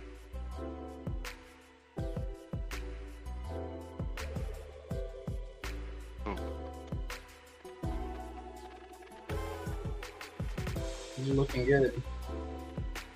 I realize I'm zoomed in too much. There we go. This was the old one. All right.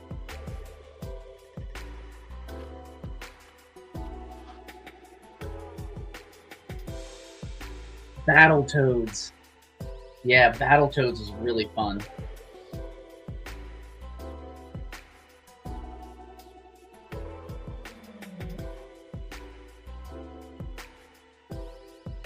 I had one that was like one of those like generic games. It was called Bubsy. I think it was like a bobcat, but like it was just kind of like Mario. No, actually, it was more of like a Sonic level. Like they were like huge levels that you could go in so many ways. Yeah. But that game was a lot of fun. Yeah, I love that game. yeah, Actually, Chris. I think I have it on Sega out there. Oh, really? Man, Yeah. usually when I say it, people have no idea. Like, I've never heard of it. But it was one of those games that like it wasn't really expensive because it was like just like a kind of like a generic little game. Yeah. You take that back, Sparky.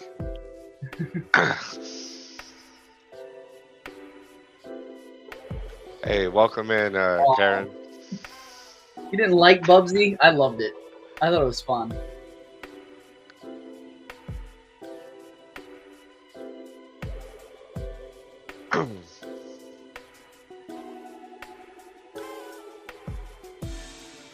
Well, we're glad you're back, Maker Bees.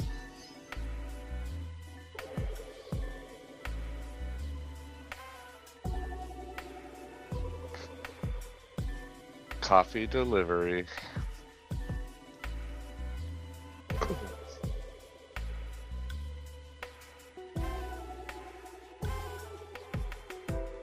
Hey, welcome in, Bajoin. Sorry if I messed that up.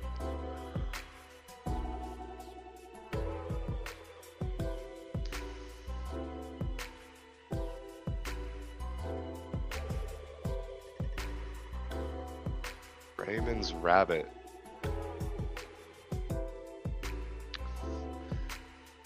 I don't know, it makes me think of Raymond's Rabbit. Are you talking about Rayman?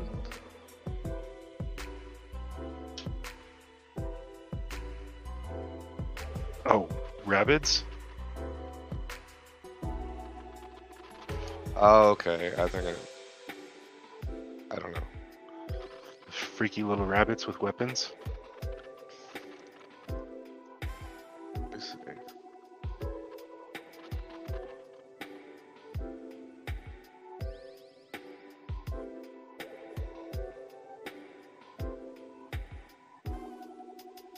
Okay, yeah. Rabbids.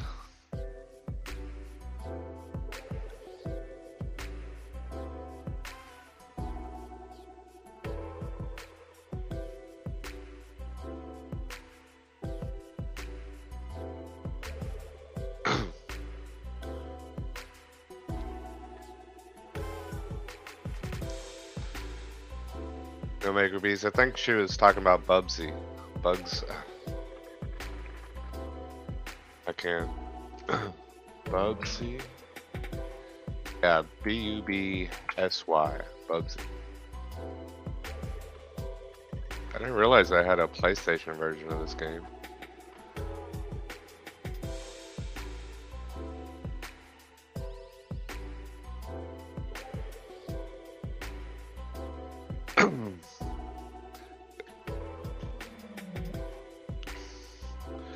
I don't think I ever played DuckTales on the NES. Back then, like, you know, I don't know what to call them, IP games from like Disney and all those were pretty universally bad for the most part. What'd you think of DuckTales, Zuma?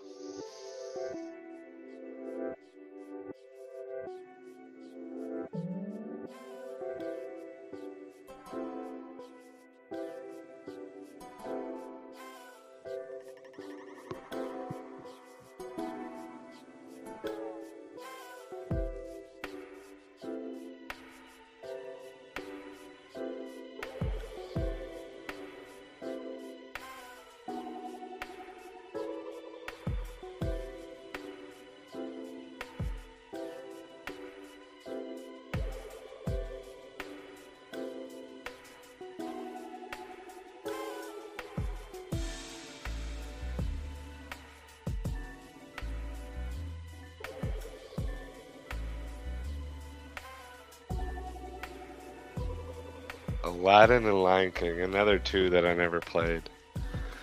I think it was normal for games to be super hard back then.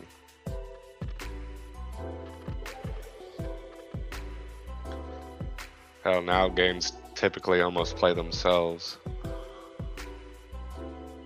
As long as you're holding the controller. Yeah. I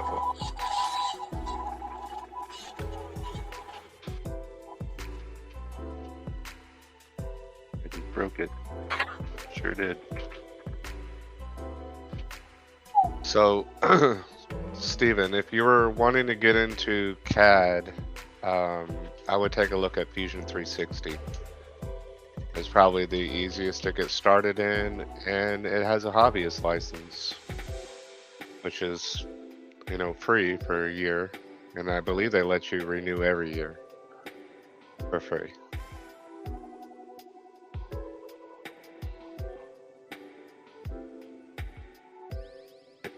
Did you all ever play any Banjo-Kazooie games? Oh yeah, Banjo-Kazooie. We haven't done any Banjo-Kazooie, have we? No, we haven't. Hey, MeaD, you're muted again. Blow drying. All right. Sorry. Yeah, I played Banjo-Kazooie. I had that on 64. I loved it. Yeah. Need a life-size Kazooie that we can put in a backpack. Oh, man. I think that's another one I missed out on.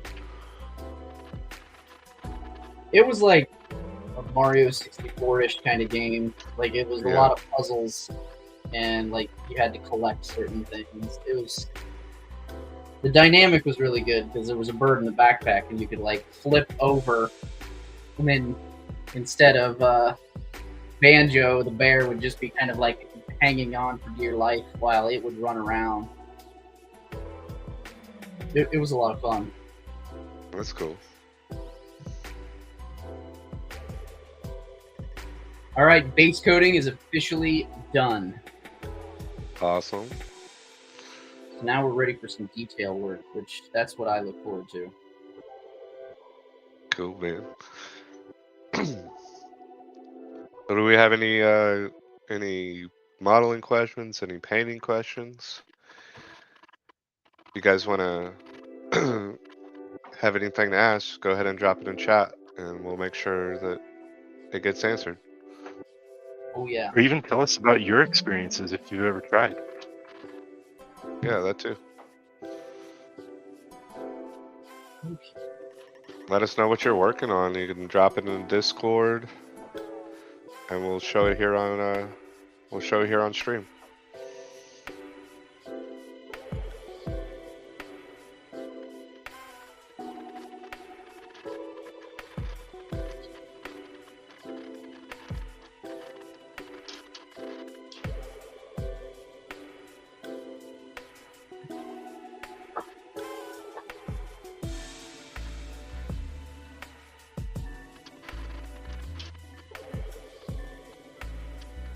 The only bad thing about these, like 99-cent bottles, like they'll dry up at the top, and you'll have to like scoop them out, like to be able to actually squirt it out. Because like I still got a lot in here.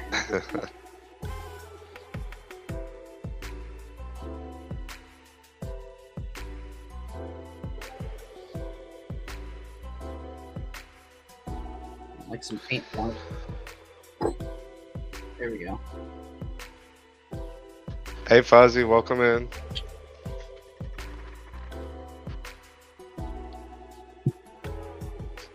Alright, so here was one from Uma. Do you print in clear resin? If so, how do you keep it transparent, non-yellowing? Ooh. That can be challenging sometimes. Usually, if it comes out super yellow, for me, I'll let you guys answer if you guys deal in clear resin. For me, usually I'm overexposing if I'm actually getting it super yellow when it comes out. There's some people that get it yellow after they cure it. And I've heard, and I have never tested this, that if you just cure it in the sun, because it's like less harsh UV, it will like make it not as yellow. But sometimes you just got to print like calibration tests and then cure them and see which one is actually working, because I know I have to cure mine a lot faster. Like it's not up, like it's for like regular resin, just because it's easier to cure. But it definitely takes tests. I don't know, do you guys print in clear resin at all? No, Yeah, not too much. I But I know- do know. Go ahead. I do know that they're getting better at it. It is because that the ultraviolet causes the clear to yellow, and hell, you can yellow gray if you overcure it enough. But they are getting better clear resins, so that's just kind of one of the things you probably want to spend the money on. You know what I mean? That is another really good point. Like buying a better resin, like a higher quality, you'll get better results. And oh yeah, I got it right here. Also, like putting a clear coat over it, that works really well. Yeah. Like this is a glossy clear coat, and you can get matte clear coats too. Like this is actually for airbrush; it's already diluted, hence the overspray all over it. Yeah. Because I keep it in my airbrush booth usually. Like here, I've got this model I painted a while back. Yeah. And this is all in clear resin. If I can. But I did it in clear resin, but then what I did was I took a blue ink and sprayed it, then did the clear coat that I just showed you. So like you can see that it's not really yellowed. Yeah. It's pretty clear. And then I used also like for a little bit of the spray, I did some white ink. But if you ever want to color your clear resins, I know some people will put like some of that resin ink inside the vat and mix it up, but I actually like to airbrush it on with just airbrush ink, and because I like the results it gets a lot better. But because that way, it's like the inside's still clear, because sometimes it won't be as transparent as like you can see with this. Like, so you can actually control it if you actually spray it on. It's a super cute polywag, by the way.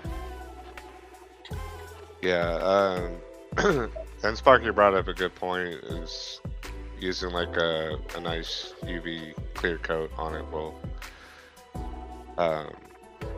help bring back the clearness of it. Yeah. That's a good tip too. It's almost like I found no matter like who you ask, you get like a different answers from everybody because they all have their little methods. Yeah, I think we've all, you know, come up with things over the years to alleviate the issues that we run into. But yeah, I do agree that they are getting better with it for sure. Yeah. So if you're the other guy that levels his printer with the feeling gauge, then who's the other guy? That's this guy right here. Perfect. Just drop That's coffee awesome. out of my mouth on stream. I've gotten on soapboxes on using feeler gauges, like for when you have to manually level. It's never made sense to me using a piece of paper, ever. Like, yeah, paper comes in so many thicknesses, and it's like, well, what kind of card? Like, do you use cardstock? Do you use like, you know, printer paper or what? Like, they all vary wildly in thickness.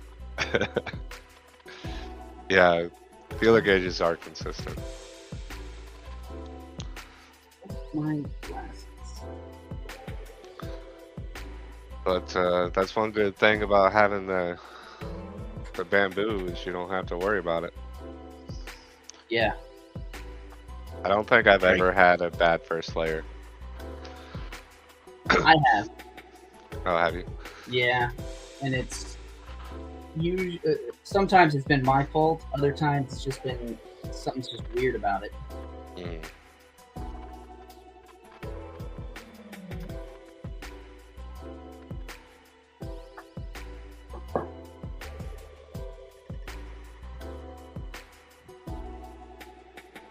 Yeah, there would be a little bit of squish in paper as well. Oh yeah, that's the other thing. Like, if you use paper, like you can actually, you know, scratch it and indent it. Mm-hmm. And then if people are using the same piece of paper, like the thickness there will start changing. Like, especially if you're having bed adhesion issues. I mean, that can really affect it. Yeah, for sure.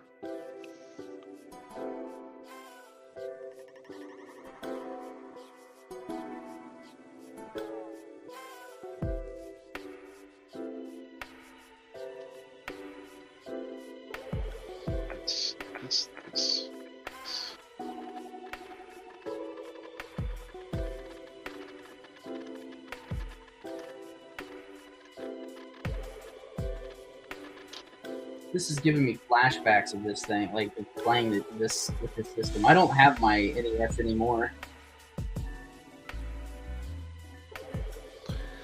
Yeah, the only old school console I have out there is the Sega. Well, I got a PS4, so I don't even know where it's at. It's in a closet or somewhere. And then I have the Switch, which has really been the only thing I've been playing because of Zelda. Yes.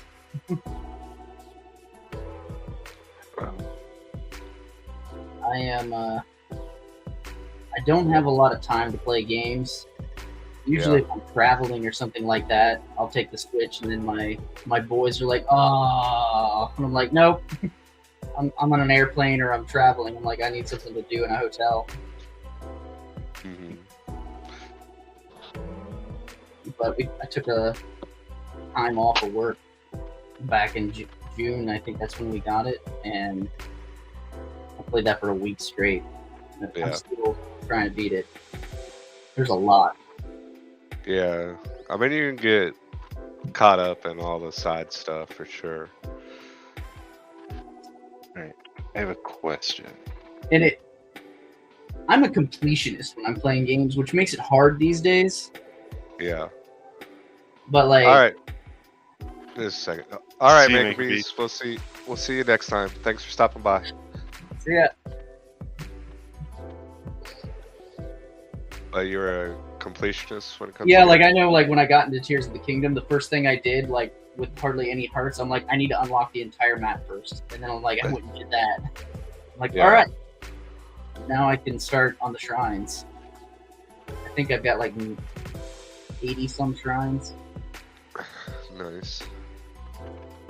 It's a fun, addicting game.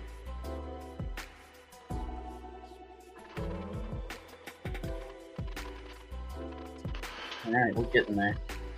All right. I got a question. Okay. So right now, as it currently stands, I have her hand on Goliath's chest, wherever my Goliath went.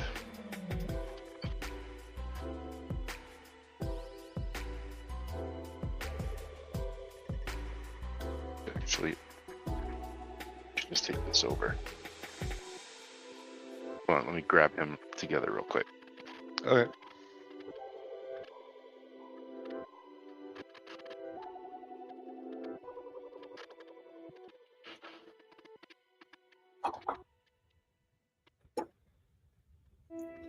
So while he's doing that, for those painters out there,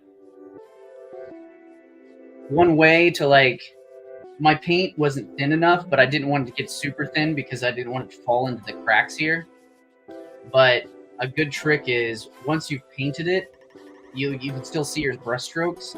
Is just get like literally just a drop of water and touch your brush, and to get some more moisture in your brush. And then if you just tap all of your areas, that will like remove all the brush strokes. Okay. And then when it dries, it'll look like it's been airbrushed. It'll be very smooth. That's But interesting. the key to that is don't use any kind of air or anything. You got to let it dry naturally, because if you force it, you'll get it'll like run sometimes because you just added moisture to it. So it's a good little tip. The brush strokes are never fun when you like look at a model and you can like, oh, well, you painted that instead of where did you get it? That's awesome.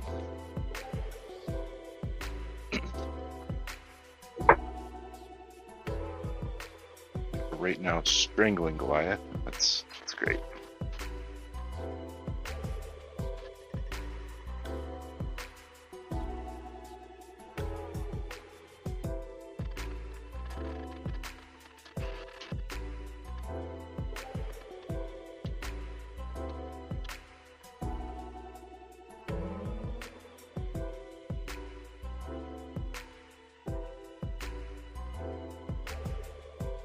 Okay, so if you guys had this model, would you prefer her with her gun or her hand on his chest? So that's a question for chat. So go ahead and leave a comment, letting us know how you guys would want it. She's coming across very damsel-y to me, and Yeah, she's she's really not really a damsel kind of character. Like, when he does carry her, it's usually for a very specific reason.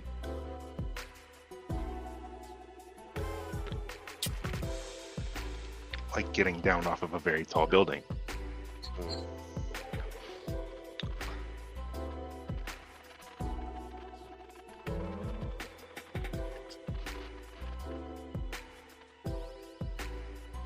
Definitely with her gun.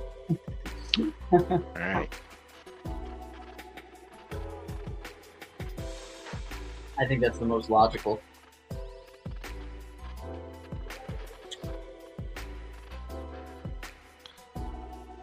So I gotta figure out what a standard issue police pistol was in New York or Manhattan.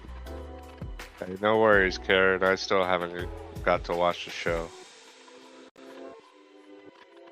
Stephen S says her right hand should be more on his shoulder. Yeah, I just pulled them together, so those are some adjustments that need to be made. Yeah, you gotta pull that elbow back, and I think she's actually a little big, or Goliath's a little small. Sure, Dennis.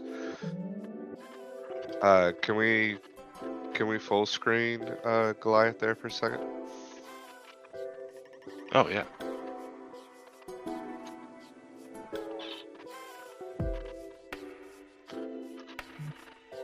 So yeah, right now her right arm is going through his body.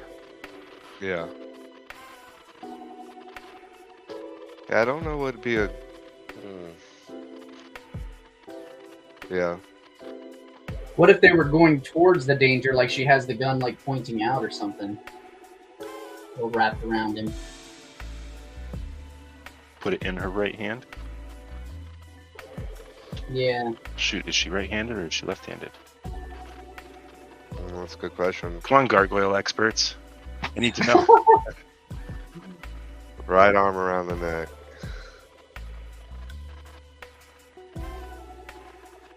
Yeah. Do we have any gargoyle experts in chat? Yeah, do you know if I would Elisa is right-handed or left-handed? I would assume that she's going to be right-handed. It's, Thanks, Uma. I don't. Could we disprove it even if? Somebody would.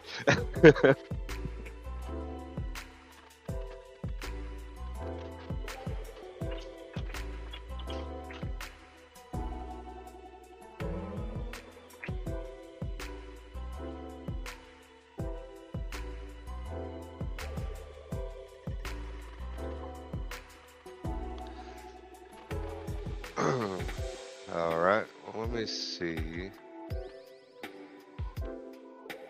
Yeah, see if that's on a wiki somewhere. So obscure.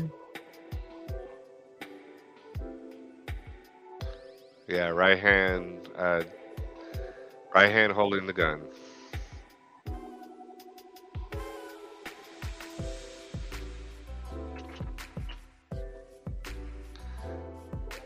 Hey, it's all good. You know, you don't need to be an expert to get feedback. Oh, we're artists. We can interpret what you say. It's called creative freedom or artistic freedom. Sparky says if you get it wrong, just mirror the whole model. It's true.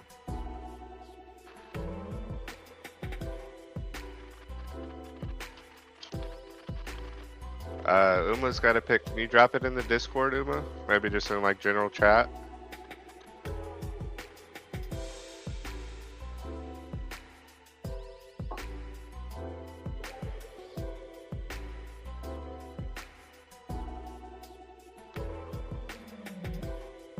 So he's suggesting the gun pointing out about 10 o'clock.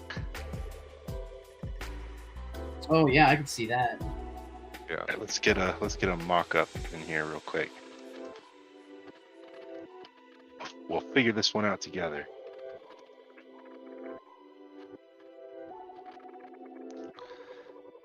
Yep, she's right-handed. And actually, it may make more sense to flip her, right? Where her right hand is pointing out.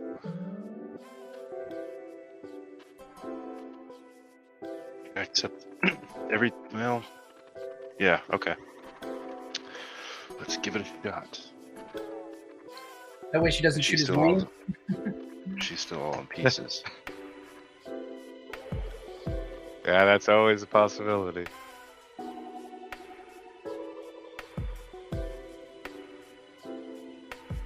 Hey, thanks, Uma. Thanks, Uma.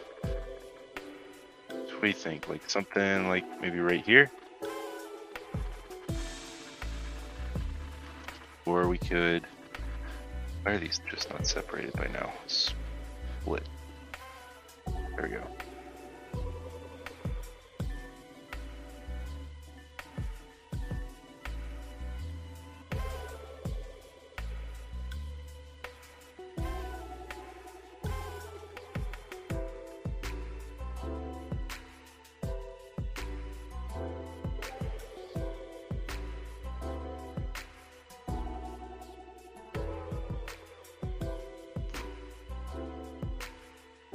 I always love how it doesn't matter what it is, like, but in any like creative field, whether it's 3D or painting or whatever, like how the artistic process works. Like it always is like when you're actually doing it, you're thinking one thing and then it completely changes.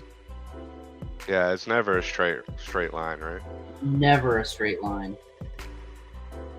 All right, I'm gonna completely flip her because luckily she's relatively symmetrical. How about something along there?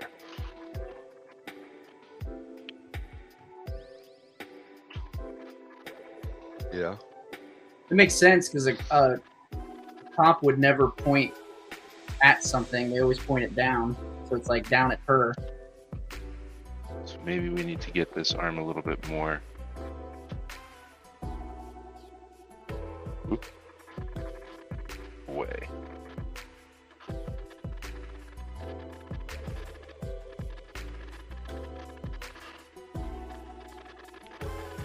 Something like that.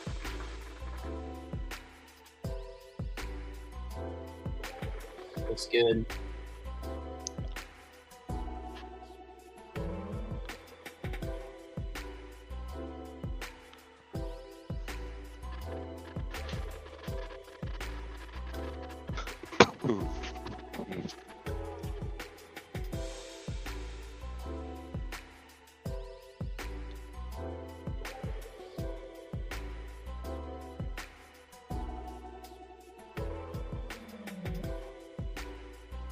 And while we're at it, let's get this other arm into place.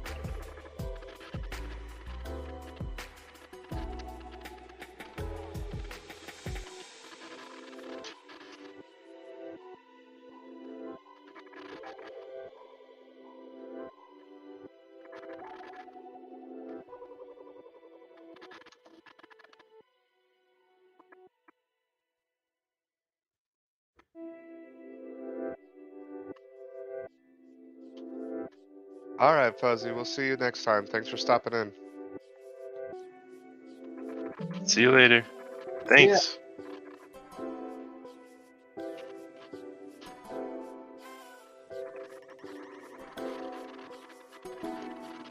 Yeah, we're coming up on the last third of the stream here. Crazy how quickly these things go. Yeah.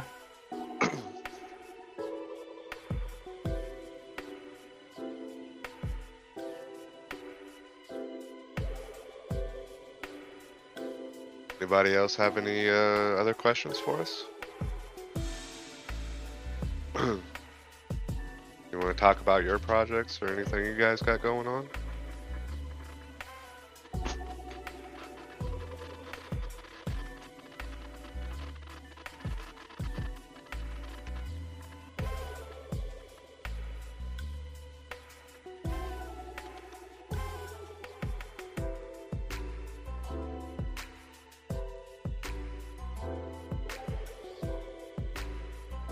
Woo! You're still Man. too close. Trying to get this detailing on the controller. That is small. I should have just printed it full size.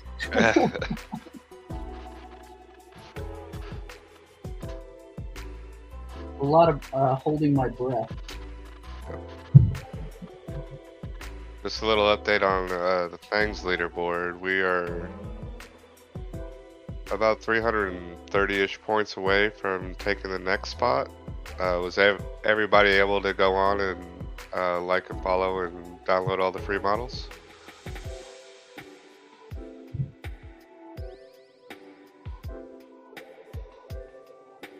Oh yeah, we were Yeah. Karen, we got the painting back up on screen now. Oh yeah, coming back to NES. I'm working on the controllers now. Okay. Hey, thanks, Karen.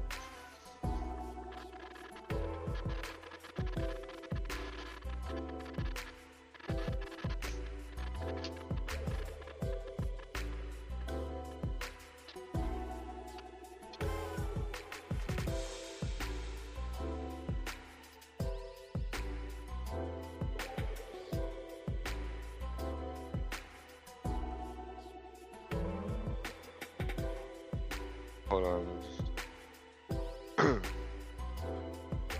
Yeah, that's I think that's everybody's story there, Dennis. Got so many things going on and it's hard to finish anything. So Uma, yeah, you'll have to make a new account for things.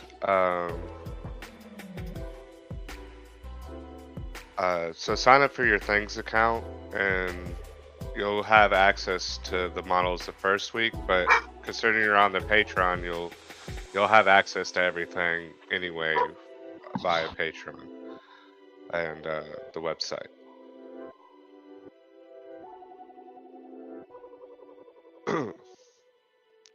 So just to reiterate, Patreon does not connect to things.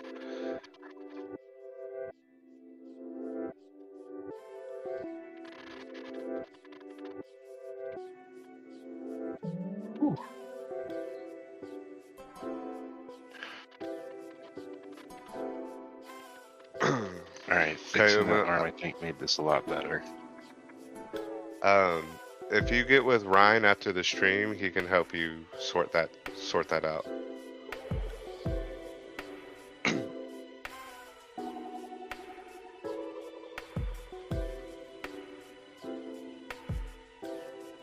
Yep, we'll take a look at that right after the stream. No problem, Uma. One of the reasons we're moving away from Patreon. Yeah, if you haven't noticed or you'll sign up for things, that'd be awesome. We'd appreciate it. Yeah, there's actually not a way to support us on Patreon currently outside of a $5 tier that gives you access to voting rights. It's just for 3D or for artists that give away digital content. Patreon is not the place to do it. Makes it very difficult, and it's just not a great experience for the user or the artist, to be honest. And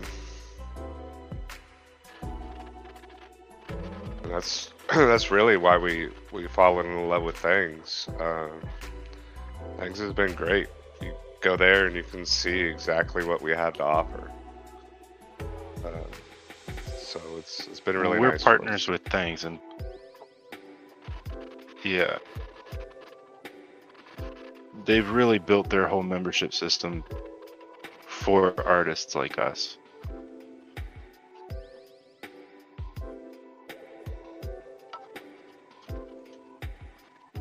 Alright, there's a little problem with this elbow, but I think it's getting closer.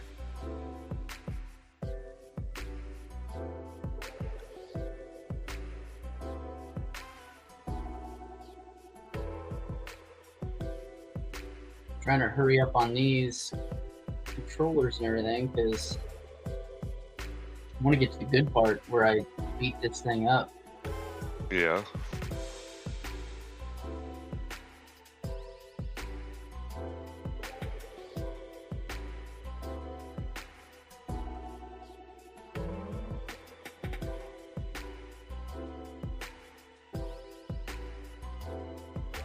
I know for those painters out there, the one of the biggest things like you always have to consider is like your layering of your paints. So like making sure that you're putting on the right paints in the right order. So like I'm going along with this gray first. So I did the base coat with the light gray because of the controllers. So then I'm doing the darker gray around it just so I don't have to like go back into these cracks like in between the buttons and actually paint it that light gray again over the dark.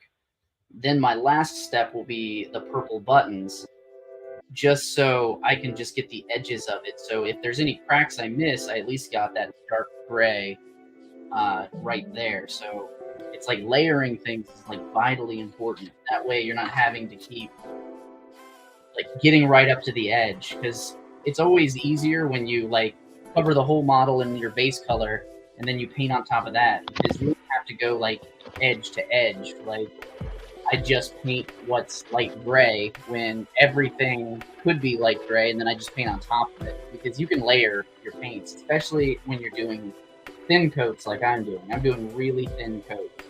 Yeah. Well, there's a question for you on screen, Ryan. How many years did it take for you to be proficient in that program? Just wondering. How many years it took?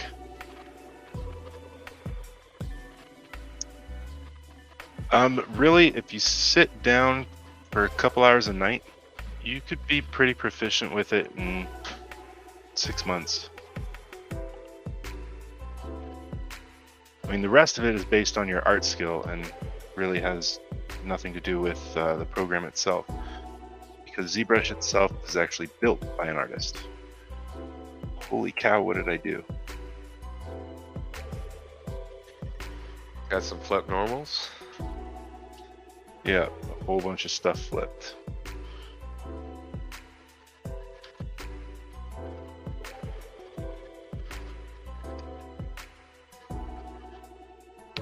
Thanks for your question, Steven.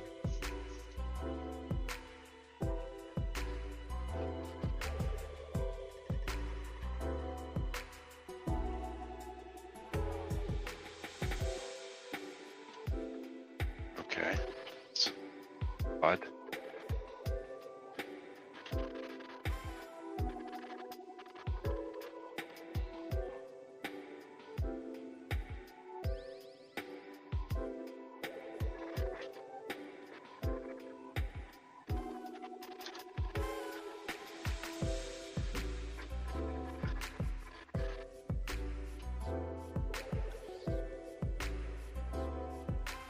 Yeah, mirroring everything in Transpose Master. It messed it up pretty bad. Flip some of the normals there. Every Oh, other thing. well, here's a little tidbit for people in the chat that don't know anything about 3D modeling, or maybe haven't experienced the flip normal. What flip normal is when you're looking at the back side of a polygon, and when that happens, it looks see-through, kind of like that. So he's having to go through and flip every individual part so you see the right side of the face.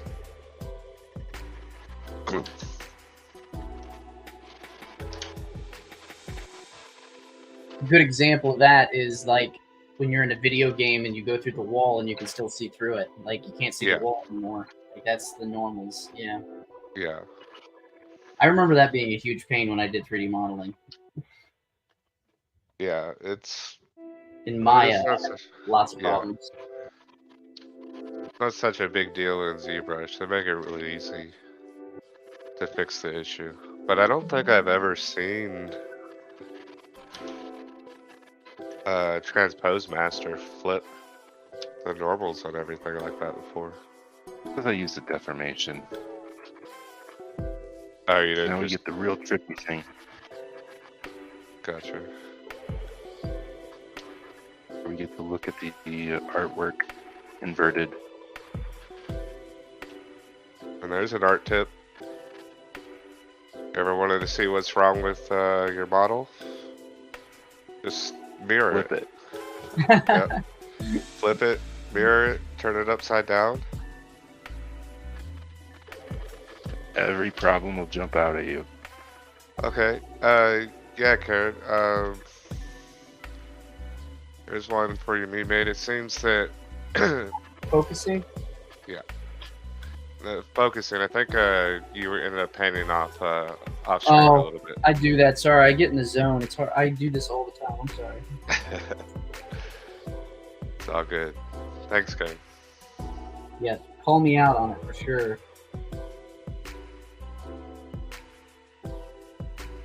Focusing would be another issue, though. It's really focused on the controller that's laying down on the table. But Here we go. Let's try this. There we go. there you go. Let's see if I can just hold it.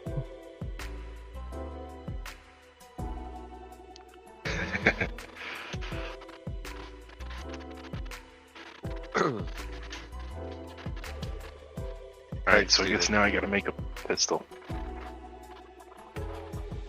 Okay, so we're gonna do a Thanks, little Steven. bit of hard surface. A little bit of hard surface. I need some reference.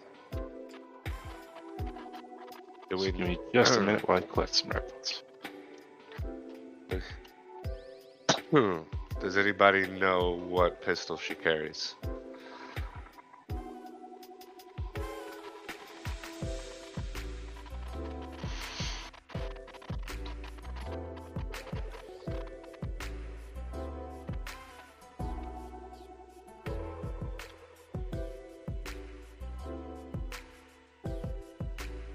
Missed that gray. I didn't realize I needed more than one coat. She's lost a fair number of these weapons.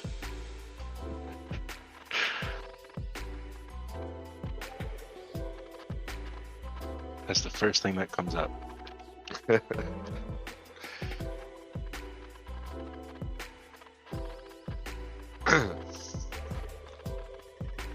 you go, Ryan. This is the one you gotta make right there in screen. Up.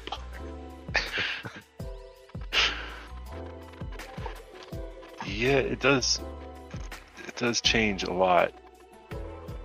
She's even got one of the laser pistols later on. Mm. That's kind of crazy.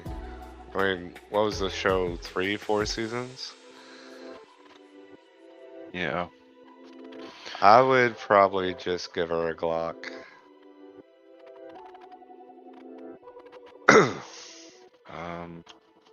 New York pistol.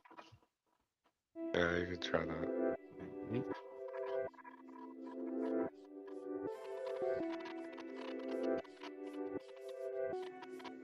Yep.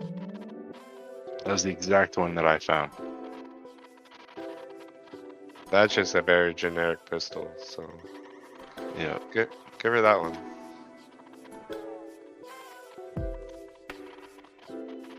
Yep. Okay, here we go. Done The any duck hard hunt surface gun. in a while, so this will be fun. Hey, Ken. These are both good ideas that we can add to the diorama. The duck hunt guy. Whew.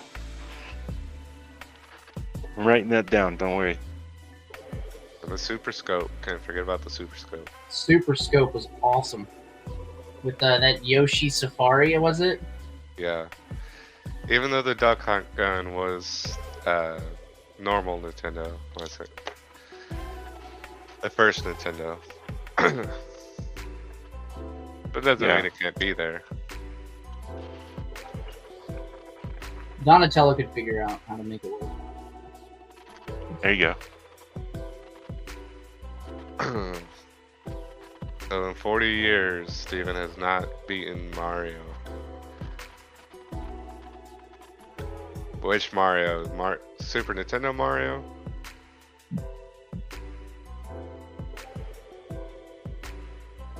Not Mario World. Yeah, Super Mario World. Oh man.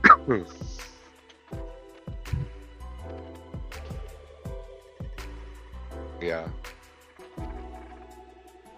Oh crap. But I when am was the so last time you confused. tried, Steven?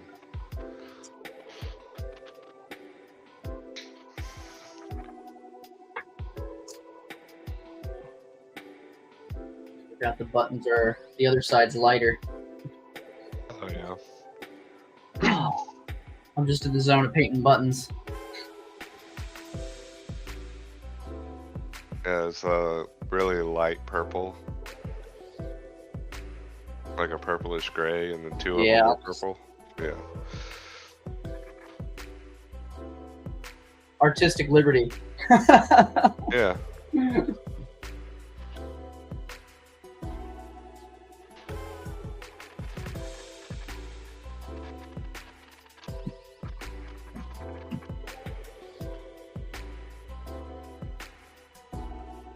Oh. Focus on me. There we go.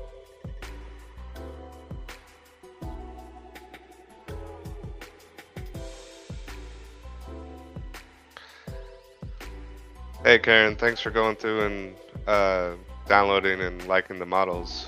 It helped us out. We gained about 30 points. Oh, awesome. Thank you. Where does that put us? We are now 300 points from taking the next spot.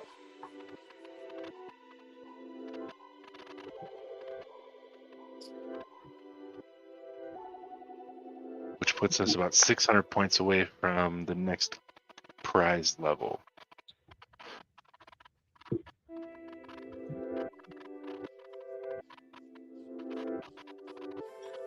Got 41 on page 3. See here.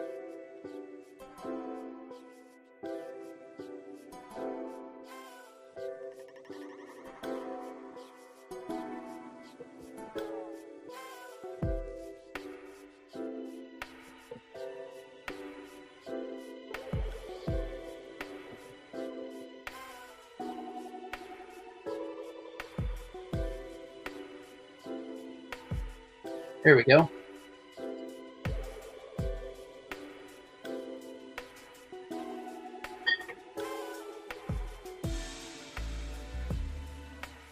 See. 41. Karen, we went and we downloaded your models and gave them a like. Are we even following you? I just did. You just did it? Alright. Awesome, thank you.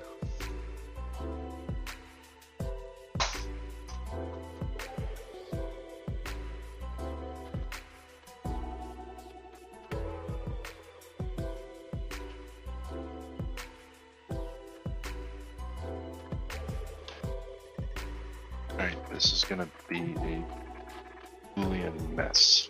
That's what we're gonna do.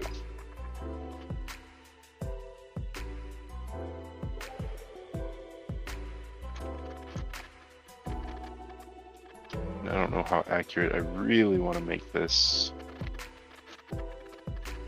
I mean, it doesn't have to be super accurate. It's gonna be kind of small anyway.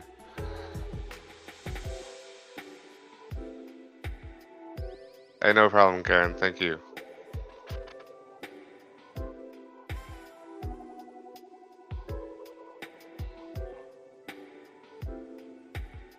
Hey, good night to you too, man. Have a good night. Have a good Thanks for one. hanging out. Yeah.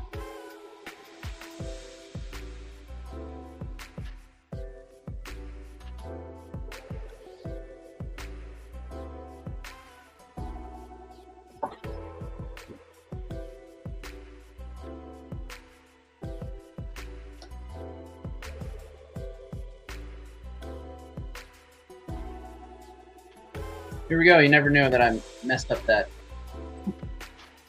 So there we go. Now I just gotta do the start select. Nice. Those look awesome.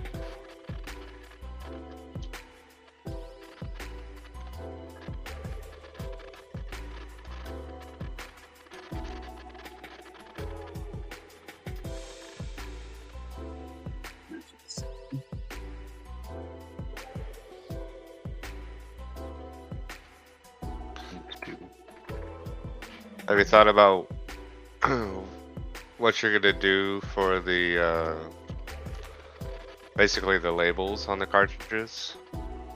I have. That's Okay. the next step. See, You finish thoughts. this.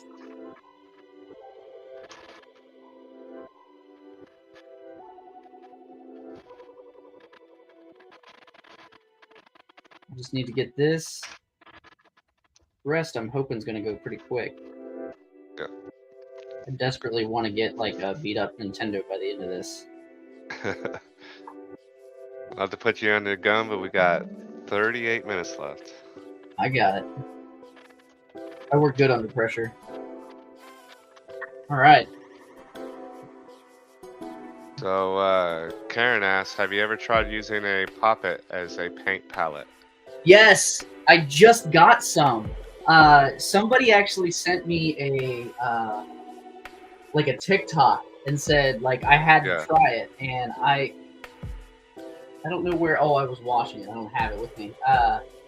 But yes, I was, and the only reason I didn't grab it for this was because I'm using the bigger bottles, and I have found it's hard to aim in the little Poppet. Yeah. But when I'm using just my little bottles, I've been using it, and it's awesome. Because when it dries, you literally just pop it, and the paint pops right out because it's silicone and it doesn't stick to it. For those of you that don't know or haven't seen it, they're really cool. I actually got it. I got like a 4-pack, and I have a couple buddies that paint too, and I took them some. And they were wondering why I was giving them a Poppet. And I explained it to them, and they're like, "Oh, awesome!" But then I get home, my boys were mad that I gave them away. I gave away the Poppets because they thought they were theirs. And I was like, let's just say I had to reorder another thing of Poppets so they could have some." Well, actually, I was at Walmart today, and I seen them in the clearance aisle, like $2 for the big ones that are funky shaped and funky colors, but yeah, these the ones I got were just like little squares. Like I think I got like 4 for $1 on Amazon. Yeah. Like, yeah. I think the one I was looking at was like a duck shape or something crazy. I wonder if they have oversized Poppets. Like like a bigger.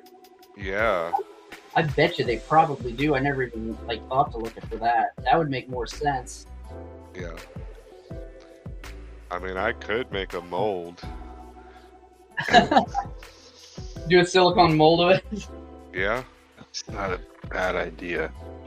I have plenty of silicone, but that's a stiffer silicone. I don't have any that stiff, I don't think. I've never done anything with silicone before. Yeah. All right. So here is the best part. I'm going to set this stuff aside because we've got it. If you got the white ones. The white Poppets, I believe. No, these were like different colors. Like I think it's like green and yellow and stuff. The ones that I got. It was like green, purple, yellow, and I think red. I've been using the green one, like obviously, green's kind of my color. Yeah. All right.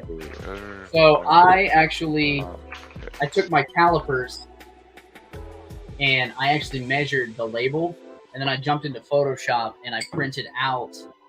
I found a guy that on DeviantArt that actually recreates all the labels for like the stickers, so like you could reprint them and put them on your cartridges. But I couldn't find Turtles in Time, and luckily, right before the stream, Ryan found it and sent it to me. So I printed it out. That's what this one is, Turtles in Time. Okay. Because, you gotta have it for this. So I'm going to cut them out and then. Oh yeah, crap. The other step. So this is the other thing I'm going to do. So to give it like that glossy look, I'm literally going to take my just regular tape and put it over it, almost like a laminated. Okay. Nice. Yeah, I just did a quick Google search for oversized poppet, and it's Definitely bringing a up thing. like huge poppets, but the poppet thing is the same size. So All right. Let's try this. And hope to God we don't get air bubbles. Oh God. Back.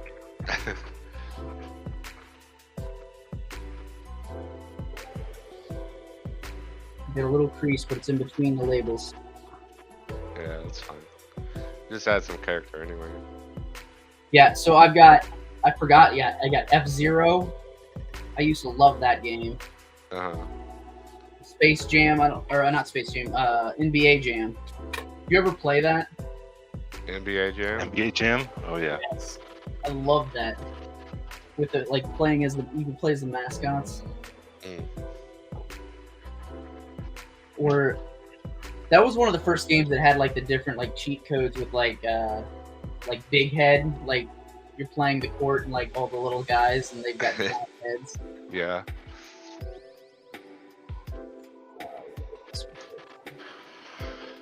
Risky move, but it worked.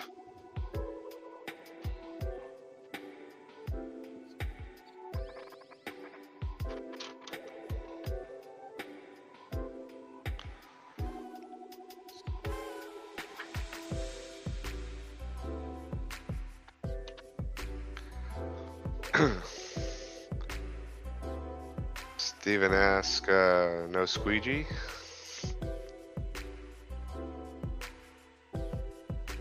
Squeegee. Yeah, it's Putting the tape down. yeah. Oh,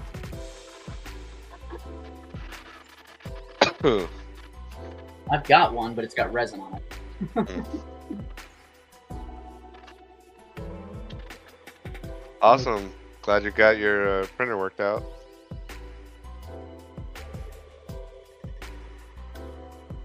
Now the real question is, what are you going to print?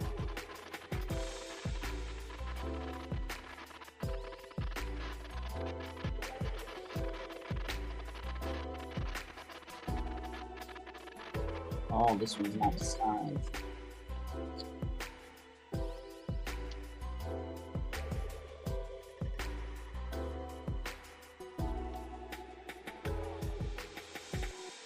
All right.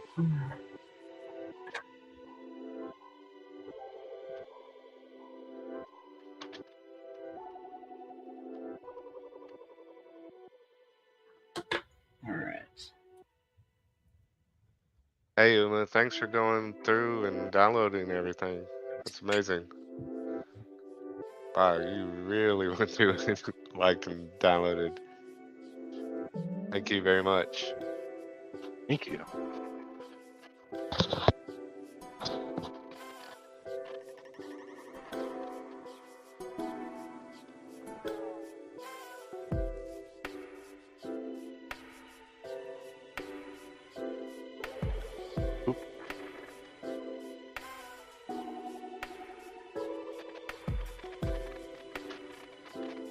Now trying not to stick my finger to a cartridge.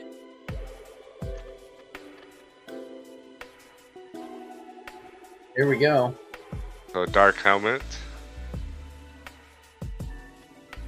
Nice, dude. Awesome. Let's see. Oh yeah. Perfect. That's so cool. All right. Now let's just cross our fingers that that door works. That's the key here, because that's what was the next step. So I'm super, super hoping that that works. Make a break right now. literally, Yeah.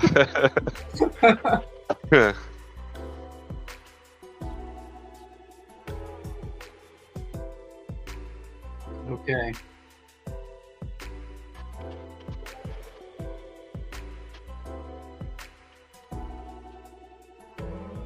I think I'm gonna need different tweezers. See if I can do it. Well, Let me full screen Yeah. them for this one. Somewhere. One of these. I think I'm going to go with what you said. I'm going to take off the inner ones because I think that'll give me enough flex. All right, so Yeah, we can post it I'll for cut off Heidi. those inside ones. Yeah. Now I got to try to line this thing up. It's this one, right? And then we want And solo. There we go. if you're on MeaD's account, if you give him just a second, he'll repost the link over there. Oh, snapped it. Son of a gun. Dang. All right. Round 2. This is why I was so afraid of this part. This is the Elegoo resin. It's got a little more give. Mm. I think I'm going to do a little shaving here. Just try to get it. Exciting will it door.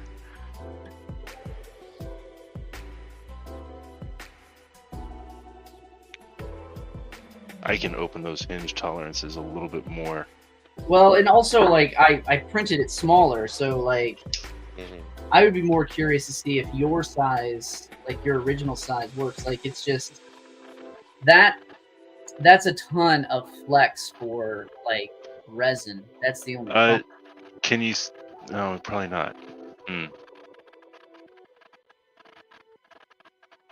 So I don't know if I'm going to be able to.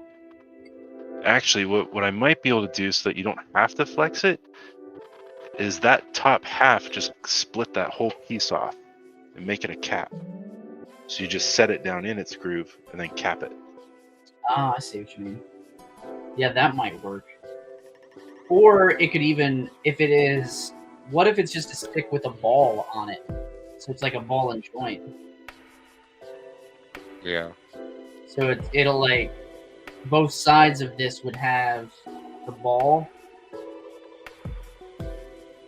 Man, my focus, there we go. Yeah. Well, I'm going to table this one for right now. And then we're going to start grunging this up. Oh, right. Wrong one. Yeah, I'll use this one. This is my very, very well-used textured paint palette. Nice. Okay.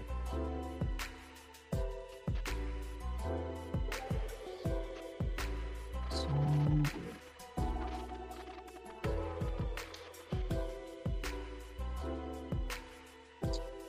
all right.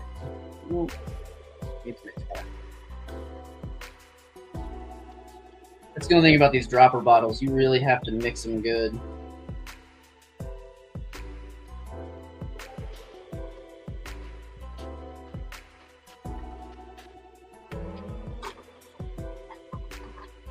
All right. So what I'm going to do is I'm using a dry brush. This is the Army Painter dry brush. And then for those that don't know, this is a textured paint palette. Even though it doesn't look like it anymore because it's just paint. But a textured paint palette is great with dry brushes because you can use paper towels, but the whole point is you get paint on your brush and get it saturated in the bristles, and then you remove all the paint. Mm-hmm.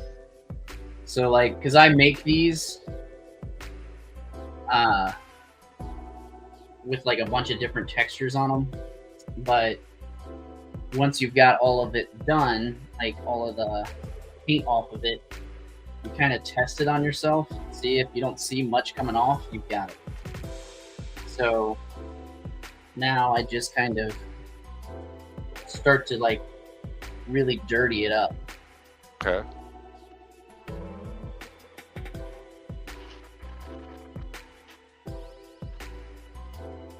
And then that really brings out the texture. Yeah. And the nice thing is dry brushes are always a round tip, so you can like spin it and keep getting paint off because it's just got a little bit of moisture to it, not much. But the other thing I do, once it starts like losing that paint, you can actually get like a sponge. Like this is just a regular like square sponge that I cut to fit in this little container. And you get barely enough to where like when you're touching it, like your finger glistens just a little bit. Like you don't want a lot because a tiny bit can go a long way. So I'm just tapping this, getting some moisture in it, and then I can reapply it and it'll go farther. Nice.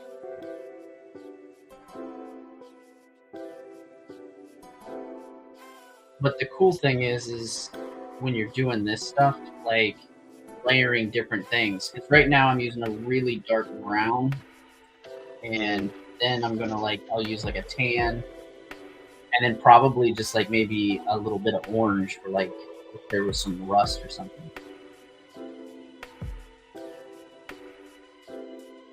Definitely starting to look like it lives in a sewer.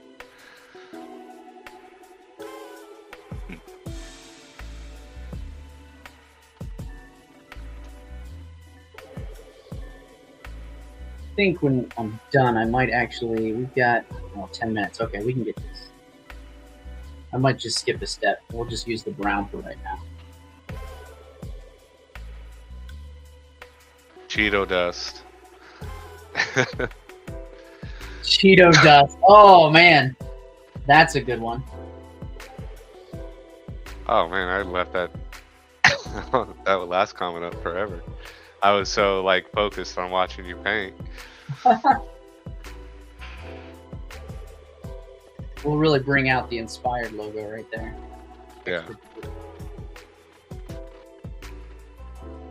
Right. And this is gonna cheat because I don't want this to be a pain in the butt to print.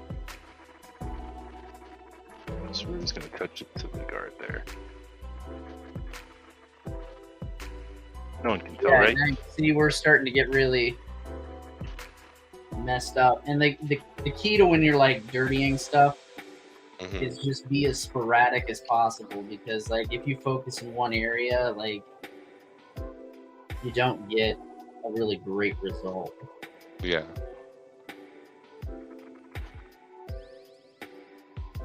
So like leaving some of it, but not every part. So now we'll get some black and add just a little bit of that to it.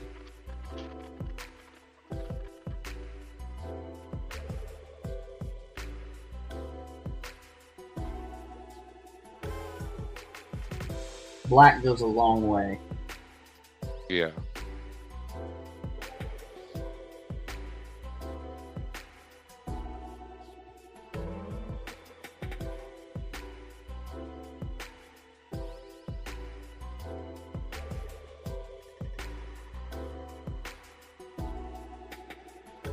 There we go.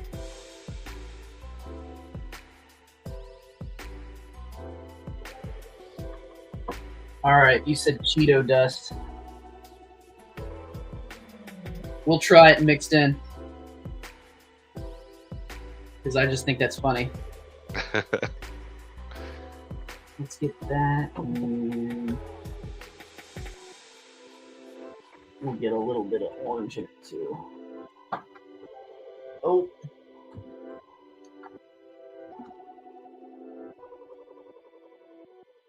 Can you hear me? Yeah. Okay. I just unplugged my mic. Grabbing for orange. Alright, before we do that.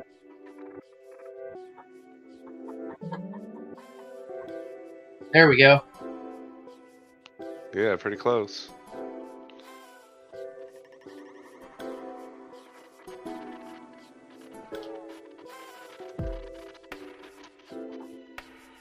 Now that's got to be at the eject button. Yeah.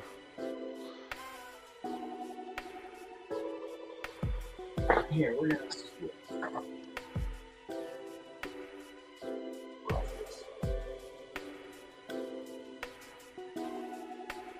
Yellow's hard to dry brush. We'll put some near the controller. There we go. For the cartridge. Mm-hmm.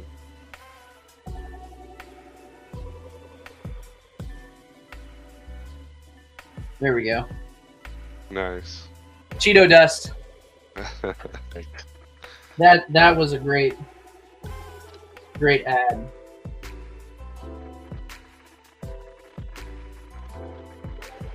Really want to get it on right there. All right. Now, this is what I would do. Very last step. I have an ink wash, and I'm gonna go ahead and put some ink wash in my tray here. Not a lot. And basically just kind of get it in some of these cracks to really just kind of shine through. Cool there.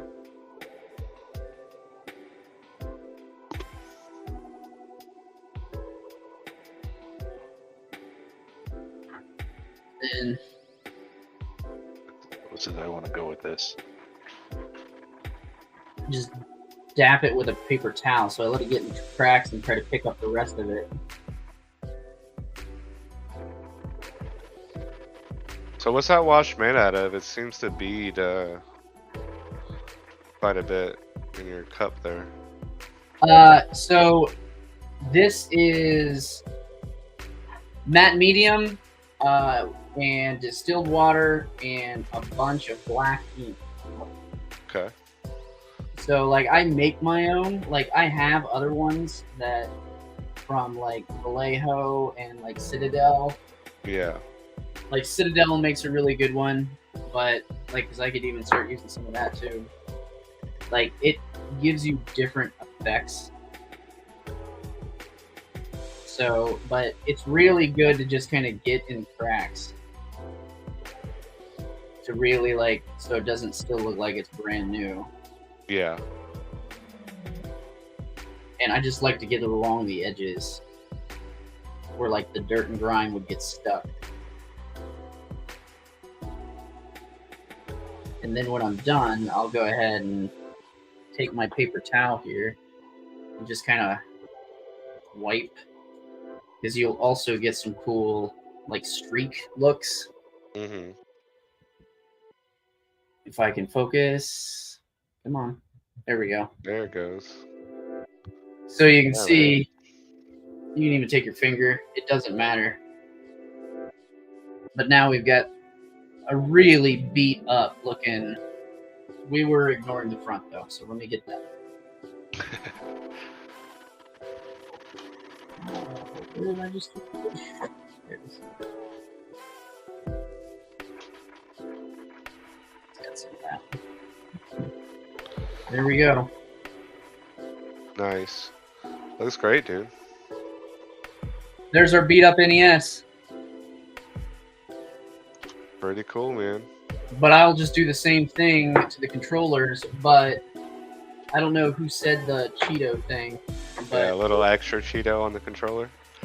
we'll definitely do extra Cheeto on the Yeah. controller. Yeah, that's definitely Sparky Face. And if y'all don't know, Sparky actually does modeling as well over on Things. So go over there, give her a like and follow if you guys don't mind.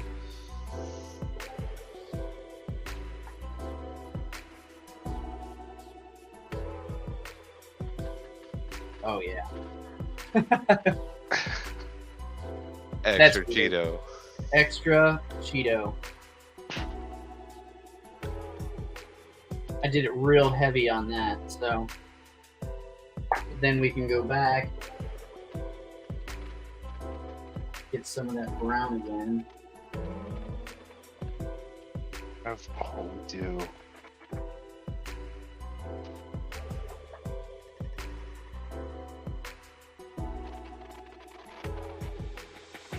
Oh, I got too much more. And you notice I use my hand a lot. There we go.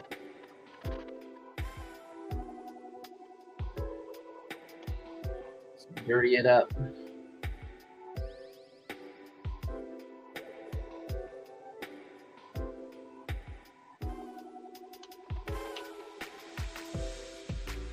Get it real good where the hands would be.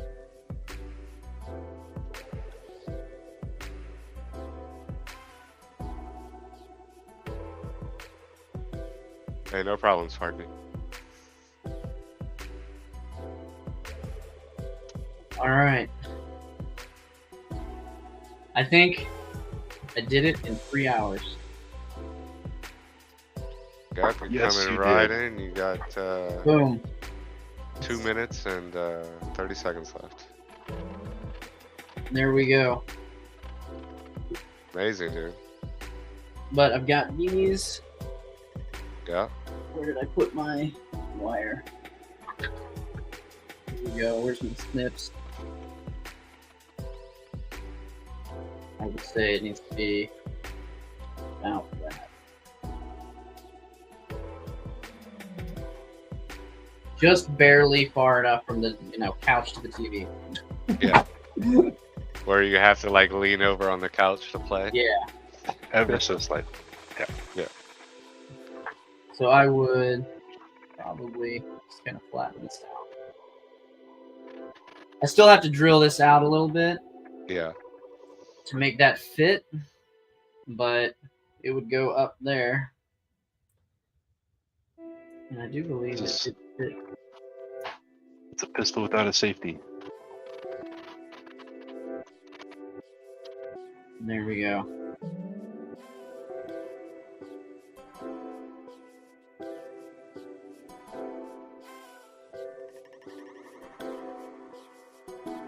Good enough. Yeah, man, that's gonna be awesome. And let's put our cartridge in. Boom. Perfect. That was fun. Yeah, man. That was A awesome. minute to spare. Man, I'm not 100% complete, but we're like 95% there. Nice. It turned out so good. Yeah, dude. Thank you. I'm gonna add some more Cheeto on this one because I think this is so funny. There we Well, go. let's go. Awesome, man. Yep. Sure to give us some photos once you get the connections all together. Absolutely. I'll get it up for you guys. Cool. Let's go Thanks back for the to awesome model. yeah, man. And Let's thanks see for having me what, on the live stream and doing it with me. It's been a lot of fun. And thanks everybody man. for showing up too. Like it's been a really great live stream. Yeah, it was a lot of fun. Awesome. Hey Ryan, let's put yours back on main screen real quick so we can see where you got. Yep. Awesome, dude. That was really quick. I mean, we were watching MeaD and now we came back to a full pistol. Yeah, it's just about there. I didn't realize it wasn't on screen. No, we were all just focused on MeaD there for the last 30 minutes. I was under the gun there trying to get the job done in 3 hours. That was great. It was tough. Yeah. But you did it. Well, all those base coats didn't help me. I could have been done. Yeah. Still great, man. Thanks for doing that on stream for everybody.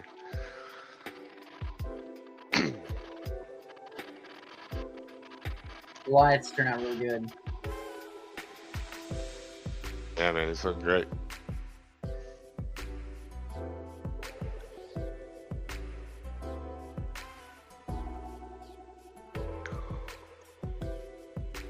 way too much detail for this thing. Most of it'll never be seen. Yeah.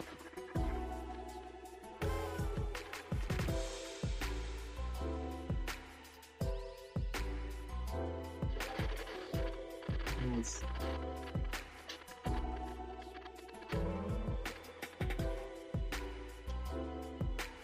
Like that one's for you there, Chris.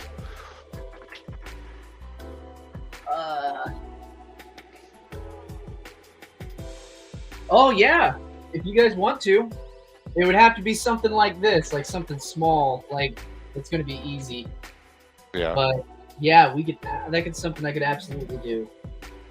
We'll have to pick a model. If you find one, let me know. Like drop it in our Discord. That could be a lot of fun. All right, guys. You know, it's the end of the stream there. Want to thank everybody for showing up and, you know, supporting us on things. And it's been a great night. I had a lot of fun. Absolutely. Thanks a lot for everything. Yeah, man. Tell everybody what you think so we know if we should do this again. Tell everybody about the stream. Get everybody asking for more. Yeah. If you guys like this and want to see us continue doing it, just let us know.